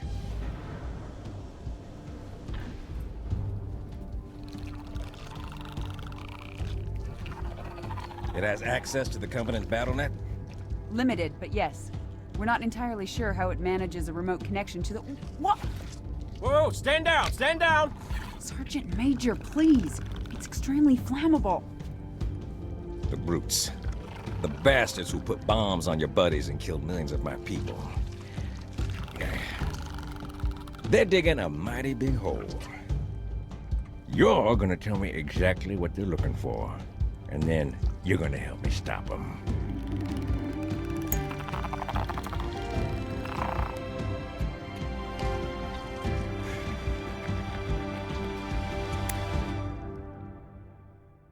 Dare walks down a hallway with what seems to be a Marine as she opens with a callback to Lord Hood. He might have given this Marine clearance, but she is clear on the fact that this alien is delicate and she has the orders here. This Marine responds with a familiar voice. It's Sergeant Johnson, and he delivers this beautiful line. Don't worry, I know what the alien's like. As the couple walk into the interrogation room and the rest of Alpha 9 can be seen laying around the area, Johnson questions if it has connection to the Covenant BattleNet, and although it does, Dare doesn't know how when all of a sudden she is cut off by Johnson throwing his lighter at it. Buck yells, stand down, as the squad of ODSTs almost try to step in front of the engineer. Dare stresses be careful and that it's extremely flammable. Johnson disregards this and takes a seat. Johnson talks about the brutes, the ones who put bombs on his engineer's friends and the same ones who have killed millions of humans, and they are digging a hole, and the engineer is going to tell him exactly why they are. The engineer, in an act of agreement, takes the lighter and lights Johnson's cigar, an amazing way to end the game. If beaten on Legendary really quickly, then a bonus cutscene will be played after the epilogue. We will be brought back to the superintendent at this point, offline. Through the roof where light pours down, we see the Prophet of Truth slowly descend down into the area as a group of engineers float around scanning the area. Truth looks off into the distance and smiles, then floats back. Engineers start to progress down as a few phantoms float around into the room of the cavern. In the distance, we see a Forerunner structure right in front of the superintendent and directly under where New Mombasa once stood. Now, many questions what exactly is this what the Prophet sees, but it turns out this is part of the portal to Void, what the Covenant have been looking for and eventually use in Halo 3. This is our connection with Halo 2 and the Halo 3. This shows just exactly why the battle for New Mombasa is so important. And this is the end of Halo 3. We have done it. We have beat the game, and at this point have fully analyzed the base story of the game. Halo 3 ODST is basically the Rogue One of the Halo series. We get to step into the shoes of a special splinter unit made up of a ragtag team of men, who all fight for their own individual battles during the day after a failed operation to land on a carrier results in them being scattered all around the city under the mysterious commands of our squad's new leader, Dare. We wake up as a mute ODST rookie who must sneak around the abandoned and Covenant-patrolled nighttime streets of New Mombasa, finding clues on where our team wins. Each clue is a flashback to a different member and different time of the battle, showing us just exactly what unfolded during the events of the battle for New Mombasa, and showcasing what exactly went down for the UNSC once Master Chief was absent. Eventually, through their struggles, the team of ODSTs make their way by luck to each other, and as we see the UNSC fight back block by block, eventually dwindling in size, our crew flies off after not only saving themselves and each other, securing a Covenant asset, a special one at that now has access to New Mombasa data mixed with Covenant data. This battle for the city truly was one of the most important missions in the war, and if not for Alpha 9, we wouldn't have the strength we did during Halo 3 to proceed through the storm and stop the Covenant on the Ark. And that is Halo 3 ODST. So now at this point, I have covered what goes down during the games, and if you have made it this far, you are awesome. Please give yourself a pat on the back, and because honestly, that was a lot to go through, but we aren't quite done yet, and we still just have a little bit more to cover. Now, ODST did allow for us to experience just exactly what the fighting looked like during the Battle of New Mombasa. But something that we didn't really discover was how the invasion looked on the civilian side of things, and this is just exactly what Sadie's story does for us. Well, remember how I told you that there was 30 different audio logs you can find around New Mombasa streets? Well, these audio logs tell us a really interesting mini story, another side story happening while Rookie is exploring the streets. Also, this story eventually helps out Rookie on his journey.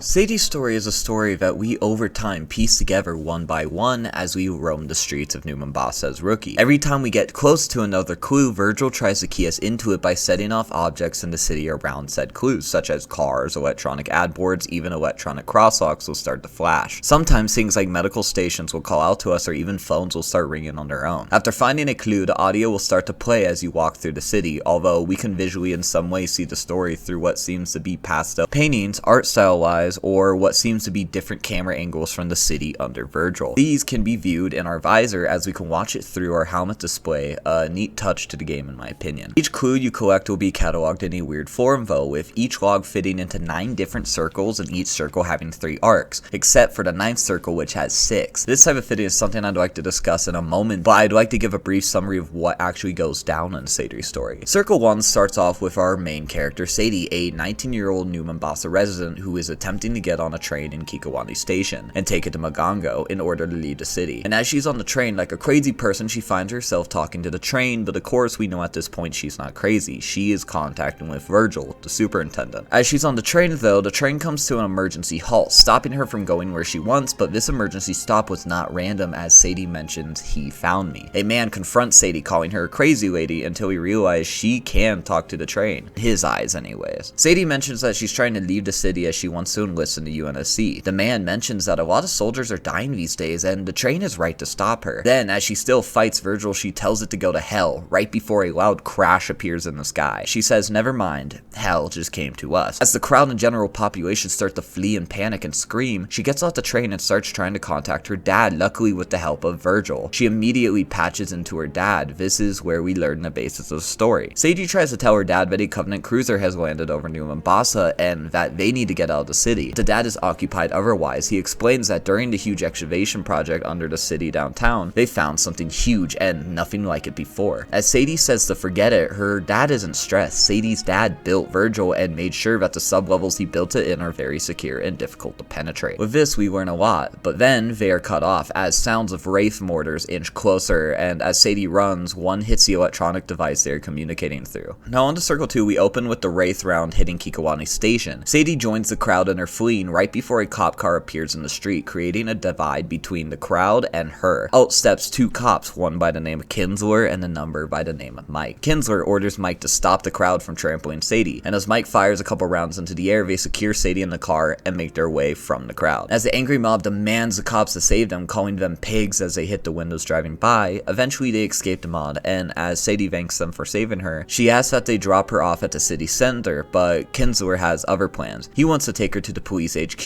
where there's a safe bunker they can stay in so that Kinsler can take her somewhere private. Kinsler's motives are that it's the end of the world, so no one is going to care about one girl. Gross. As things start to get weird, Sadie tries to call for Virgil's help, but Kinsler mentions his car is off the grid, so Sadie's alone. As Kinsler continues to be a freak, the car comes to a screeching halt, and Mike gets out to Kinsler's confusion. Mike opens Kinsler's door, telling him to get out before beating him and leaving him on the side of the road. Mike introduces himself to Sadie, and Sadie thanks him for saving her. As they meet, Mike mentions that he's only been Kinsler's driver for 2 weeks, and he's seen enough to make an opinion about Kinsler. Sadie tells Mike that she needs to make it to the Oni building downtown. Mike, not so happy about this, declines as driving towards Covenant Plasma Fire isn't on his roster of to-do. Sadie berates Mike for trying to save his own ass as they get into an argument that as Mike isn't keen on the idea of leading her to her death, but in her stubbornness, he gives up and lets her out as he speeds off trying to get out of the city. Circle 3 now has Sadie stuck on the road on the wrong side of the bridge, mad at herself as she pissed off the only person willing to help her out, but then she gets back into contact with her dad. She tells him about the Kinsler accident, which shocks her dad for a moment, but he is easily distracted by other news. Her dad mentions that he talked to an Oni officer, and that she believes the cruiser is only a scouting party, and that they are looking for the same thing that Virgil accidentally discovered under the city. If I had a guess, I wonder who this officer could be. Her dad is cut off as Sadie stares off into the distance in wonder. She sees the biggest man she has ever seen, a giant butcher who, instead of panicking or fleeing, starts to give off kebabs to anyone who wants one completely for free. Sadie is approached by the man as he offers her a kebab. Sadie mentions that she's not evacuating and he is heading to the city center. The man, surprised, offers her two. Sadie then ponders on why the man refuses to leave, but his size is definitely apparent. Sadie, in good faith, tries to request that Virgil brings a forklift or an elephant to pick him up, mainly asking for a public transport bus. The man, insulted by the garbage truck, explains that he is too big to fit on a bus and that he would take up 5 seats, and he is not worth 5 people. Then he flips the script on Sadie, as she can't let go of his unimportance of his own life, but asks her the same question, as she's willing to go to the city center and risk death herself. The interaction shows the good parts of the end of the world, as this shows us a man willing to detach from his own self-importance and in a moment of fear and desperation, reach out to help feed those around him who may not able to be eat for a while. And the same goes for Sadie as she tries so hard pausing on her own mission in order to attempt to get this man to safety. Then another Covenant fire blows up nearby as a man loses his shot. The Covenant are getting closer. To their own stubbornness, they both depart and move on to Circle 4. Sounds of battle rifles and plasma fire rage on as the crowd screams. The fighting in the city center is raging on. Sadie makes her way to the nearest casino as she needs an ATM to contact her dad. Windows shatter as looters flood in trying to take one thing before the end of the world: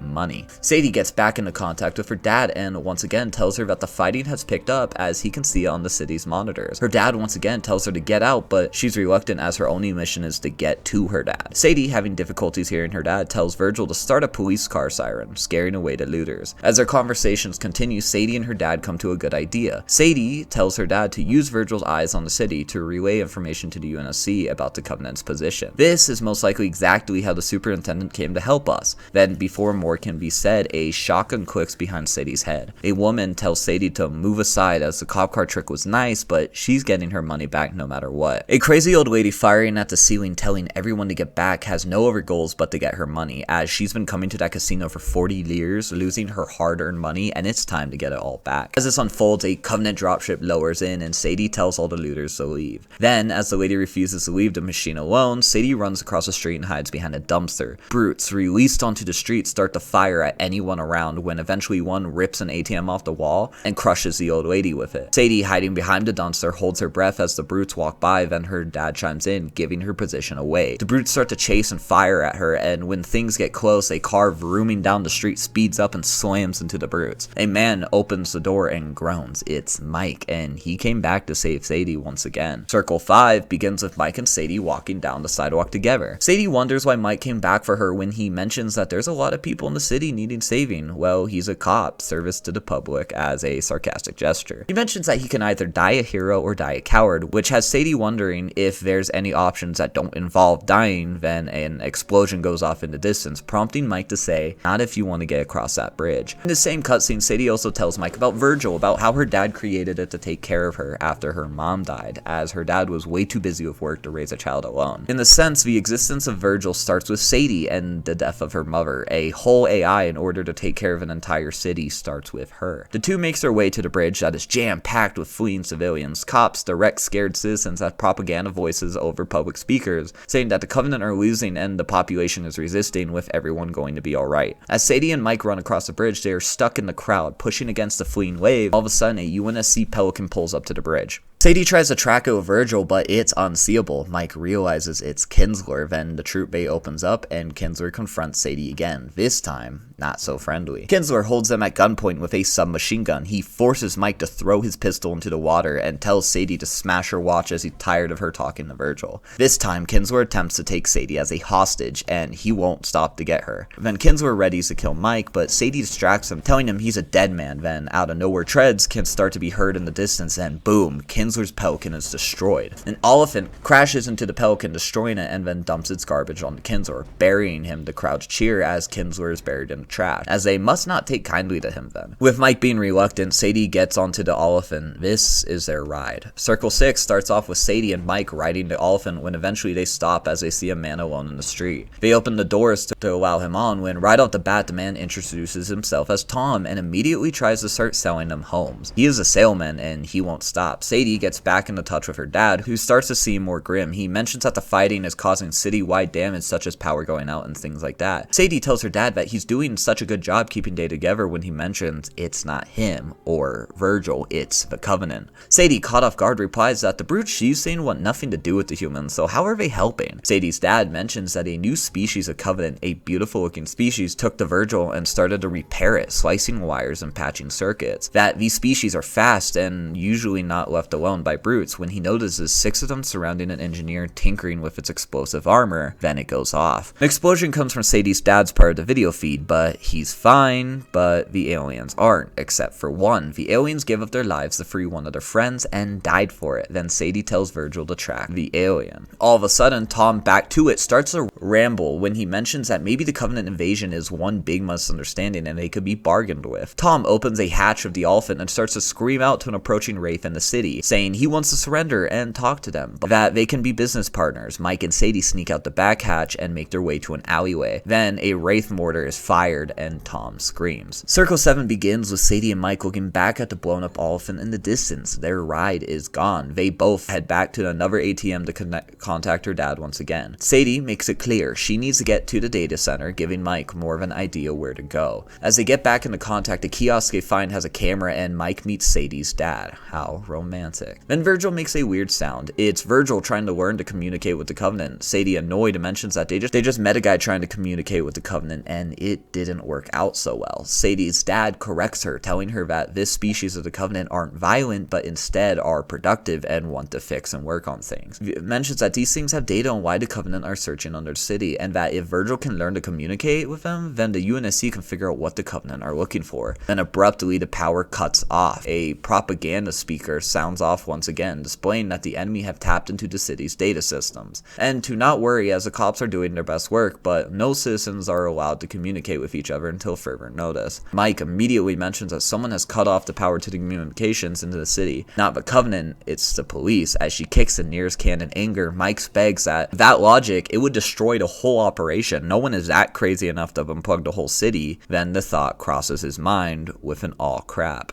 Kinsler. Sadie and Mike immediately head towards the police HQ as Mike mentions emergency communications is where they should go in order to get Virgil back online. Alongside with contacting her father as they enter the lobby, bodies of dead police are scattered all over the building. Mike says to be careful, could be a brute squad, then a man hiding in the darkness with an assault rifle approaches them, saying, since the world's going to hell, I thought I'd bring some of my buddies there myself. Then a man approaches on the elevator named Jim. He bumps into this crazed man when Jim says, weren't you fired? What are you doing here? Then the man shoots Jim 3 times while annoyed that Jim kept drinking his half and half milk. Honestly, valid crash out. Then the crazy man looks back at them and mentions that the health department mentioned he had an issue with anger issues, then holds the 2 captive. As the crazed man talks to them, he tells them that they're hostages and wonders why she's wearing a police jacket. They lie and tell him they stole it out of a trash can, then the man presses them for being thieves. Before more can be said, the distant sound of boots can be heard. The man notices that it's the SWAT and that soon they're going to open fire. As the SWAT burst in, they aim at the man and tell him to get down. He opens fire, pinning the cops down. The cops throw a flashbang in the room, and as he screams that his eyes burn, they take him down. SWAT apprehend Mike as they try to check in on each other. Then Mike says don't shoot and shows them a badge, mentioning that they need to get to the 14th floor and it's an emergency. As they move towards the elevator, Sadie notices the dozens of bodies on the ground, setting the tone for us with the Covenant are attacking the city and we're killing each other instead.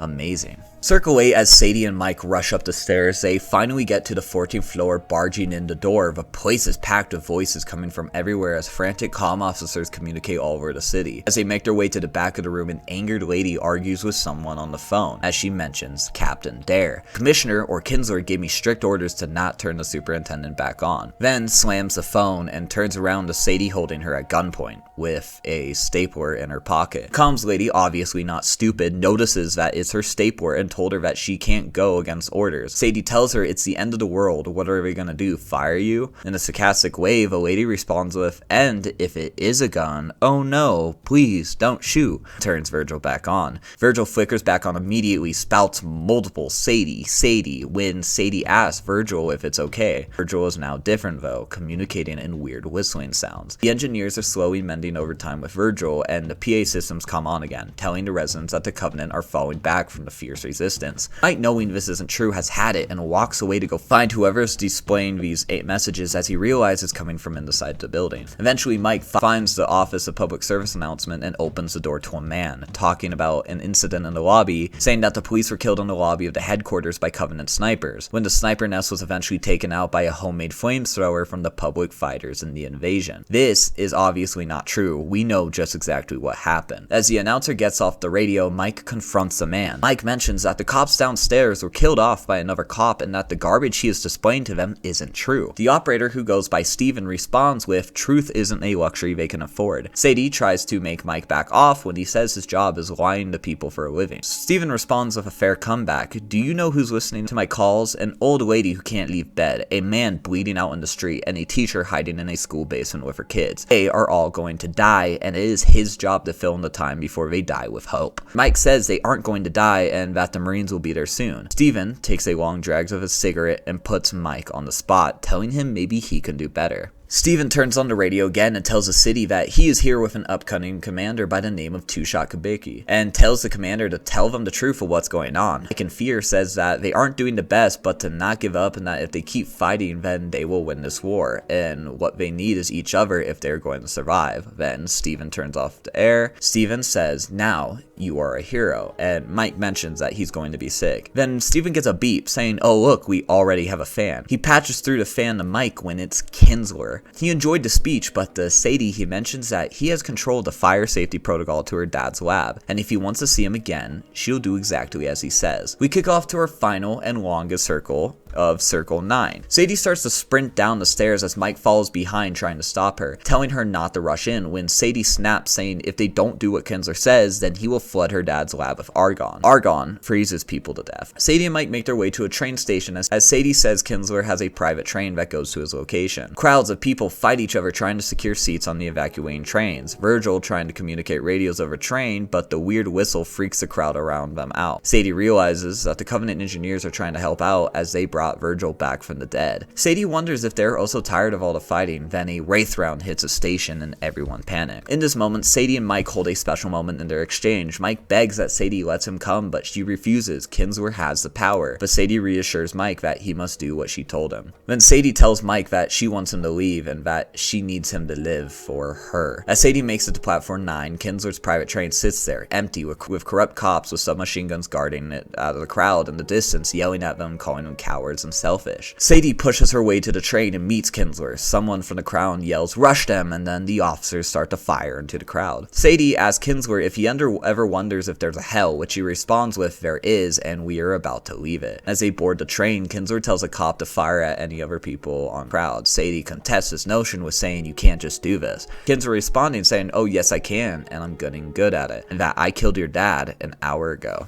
As the corrupt cops keep firing into the crowd, Kinzler pours himself a drink, telling Sadie that his men tripped the alarm, suffocating and killing her dad. Sadie cries and Kinzler tells her to get all her tears out and that he doesn't want to hear her moan all the way back to Nairobi, and grossly follows it with "Maybe I do. Some things never change." Then Kinzler, before he can say more, is cut off by the radio of one of his men. They can't find the pink squid as they are running around the tunnels and they are filled with buggers. Kinzler, pissed off, tells them if they don't find it, then they can't get the info in order to win this war. This surprises Sadie that he even shows to care about anyone else, and Kinzler makes it clear he's going to get that information and become a hero. Sounds of the Covenant lobbing shots at the station can be heard from inside, and Mike on the outside starts to speak to the crowd. Kinzler tells Sadie that he killed her father and that they are leaving the city. Then a loud engineer whistle is heard from Virgil as the train's power surges. Mike rounds up the crowd and leads a charge towards the train, taking out the shooting cops. Kinzler tells the cops to drive the train, but the buttons don't work and the trains won't move.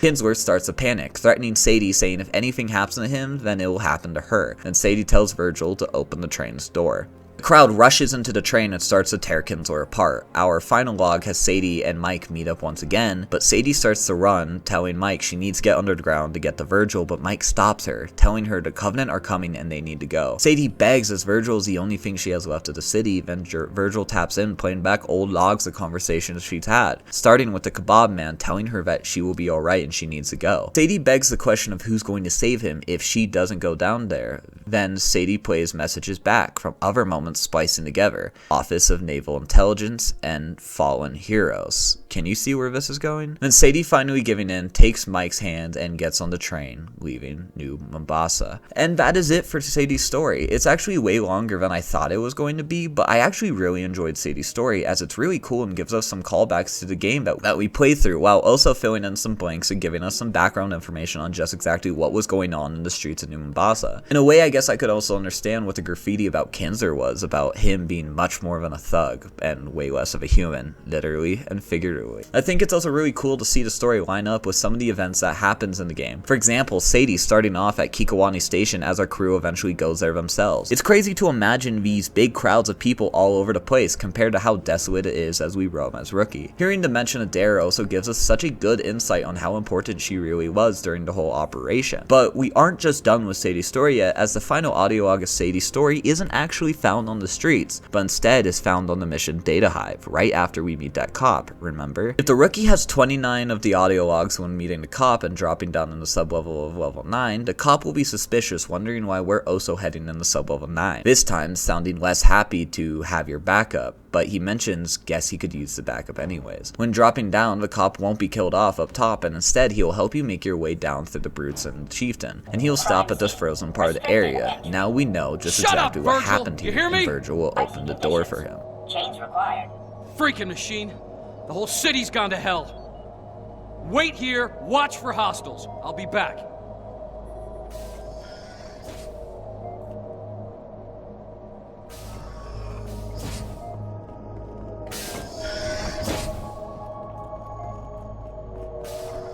What are you, stupid?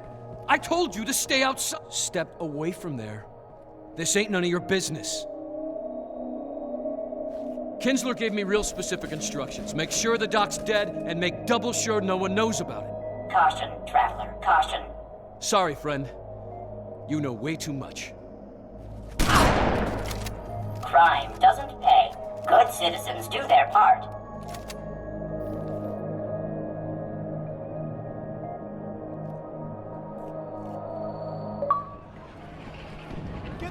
After killing the corrupt cop, we see our final audio log of Sadie leaving New Mombasa on the phones, and unfortunately we see in person the remains of Sadie's father. This game, the audio log connection in this story is something that was really cool to me, as it puts a cool crossover during the game. Not only this, but it makes Data Hive one of the more unique Halo levels, as it has different ways the level can turn out, although varying very little. This difference also affects the cutscene with the superintendent, as when Dare and the Rookie see the engineer, instead of Dare stopping Rookie, Rookie puts his hand in front of Dare's pistol and he whistles at it. Being able to communicate with it, Dare is surprised by this. This really cool game connection grants Rookie the ability to actually learn what the engineers are, and also teaches him how to interact with it. In a very roundabout way, Sadie's existence and her dad's work on the superintendent is a huge symbol to the outcome of the war. Now that's all for Sadie's story, but one of the most known facts about the Halo community of Sadie's story is actually very interesting, so I'd like to talk about that really quickly as well. Now remember when I said that all of the audio logs were bunched up into 9 circles and 3 layers?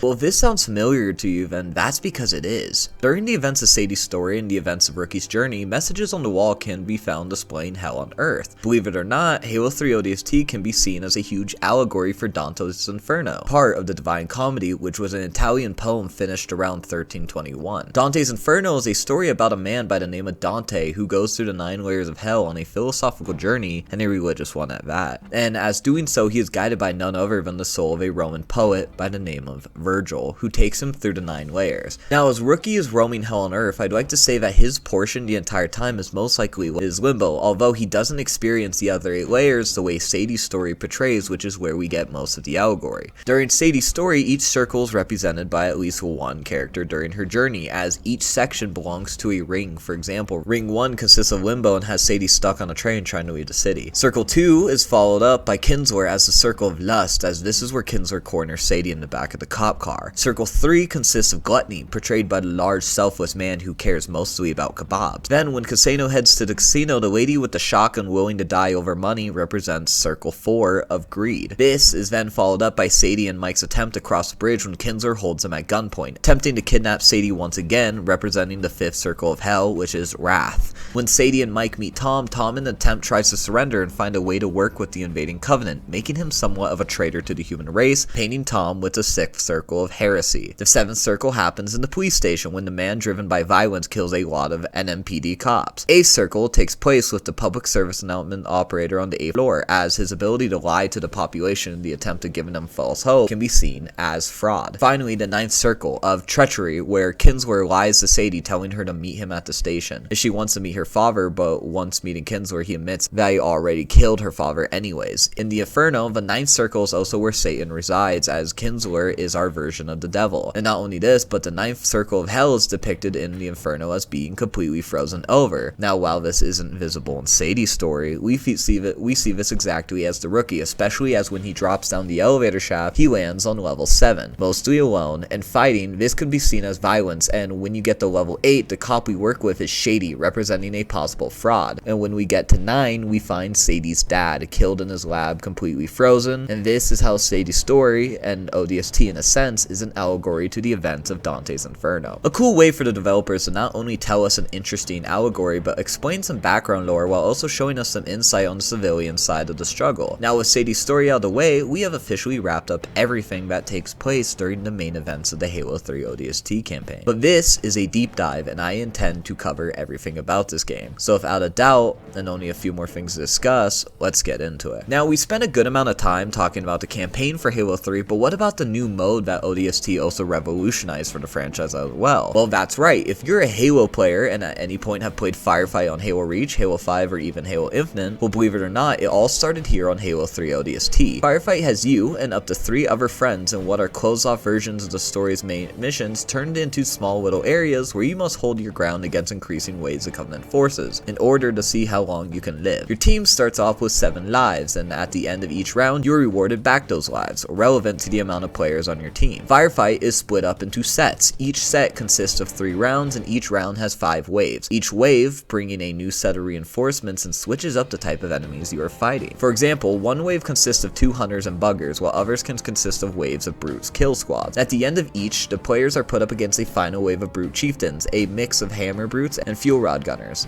Backed up by jetpack brutes, after each round, the weapons around the map are reset alongside the health packs one might use. Some levels have the extra added challenge of vehicle vehicles, while levels like Lost Platoon allow the players to cruise around on a Warthog. Other missions like Windward have the players dealing with Banshees, and missions like Rally Point and a Wraith at the end of the courtyard adding an extra challenge for players. Firefight in my eyes is not only a decent challenge, but a really fun one at that. This is also where you get to use your customized ODST, and also all other ODST skins that you have unlocked, allowing you to have a fun little sandbox to fight in. In a sense, Firefight is Halo's response to Call of Duty's popular zombie modes, but closer placed to the Modern Warfare Spec Ops levels. Otherwise, Firefight is in the category of wave shooters in general. Now, let's talk about the multiplayer disc of ODST. While it did add 6 new maps to the multiplayer of Halo 3, that's not what I'm here to talk about. Do you remember the good old days of looking up YouTube tutorials and finding skulls all around Halo 3 for that sweet Hayabusa armor? Well, when it came down to the Vidmaster challenges, which I'll talk about in a moment, Bungie and their new maps decided to give the fanbase another achievement to go for fun, and also allow the player base to go on another wild goose chase in order to find the 6 skulls. Each level had a hidden skull on it that most of the players couldn't access unless they were on Forge mode, as for example, the skull on Sandbox is almost impossible to find, as you have to go outside the barriers in the map without being nuked by the Guardians and make it to the wall of the map, where you'll find the skull lying there. Once doing so, players will unlock the Brain Pan achievement. And on the topic of achievements, ODST itself has a mix of achievements for players to snatch, as both the MCC version and the disc itself have 2 sets of achievements for players to unlock, with the MCC version introducing speedrunning and par score achievements. The base game consists of over 47 to get, and they aren't that bad to get, as being achievement hunter myself, I actually really like the way ODST did their achievements. Nothing too grindy, and achievements that some require you to work for, while others are given to you just for beating the missions in the game on different difficulties. Almost every mission has its own unique achievement. For example, Kizingo Boulevard, you have to kill 10 enemies with a rocket launcher, and on Oni Alpha Site, you have to get a number of kills with the Spartan laser. Data Hive, once wielding the flamethrower, you get 10 kills with it. Now, there's also a good mix of achievements that are shared and can be done with any mission. For example, Where's My Clothes, which requires you to break Brute's armors and finish him off with a plasma shot, or Pink Mist, which can be given for killing enemies with a needler. Even Rookie has his own 2 achievements, one for killing 10 engineers around the map, and another for beating that campaign without killing a single one. Of course, Firefight, each mission has an achievement to gain over 200,000 score in each level, something I haven't done yet, so please don't bully me. And in the conversation of achievements and such, I'd like to talk about the ever-fabled special achievements in the name of the Vidmaster Challenge. During the peak of Halo 3, one of the most entertaining things to do in the game was unlock the different armors throughout the achievements, but on the release of Halo 3 ODST, Bungie did something special. Knowing this craze for different armor, Bungie added in 7 different achievements, 3 for each Halo 3 and Halo 3 ODST, and 1 on the multiplayer being Brain Pan. These achievements were mainly difficult challenges that Bungie set out in order for players to challenge themselves and their friends, while also being rewarded handsomely for it with the legendary Recon armor. For Halo 3, 2 of its challenges were rewarded for playing Halo 3's new ranked modes and becoming rank Lieutenant, or getting 7 XP on the 7th of any month. Doesn't seem too hard, except for Vidmaster Annual, which after the first year anniversary of Halo 3, players would have to boot up Xbox Live Halo 3 on the final mission and do the legendary Warthog run in Ghost with the Iron Skull on. Now, for those of you who don't know, the Ghost is not very fast, and with 4 people, things are bound to go wrong over and over again. And when it came down to Halo 3 ODST, things ramped up a bit with the Firefight mode, with the Vidmaster Endure, which it required, once again, 4-player Halo 3 Firefight Xbox Live, but the players must get past 4 sets of Firefight on Heroic without failing,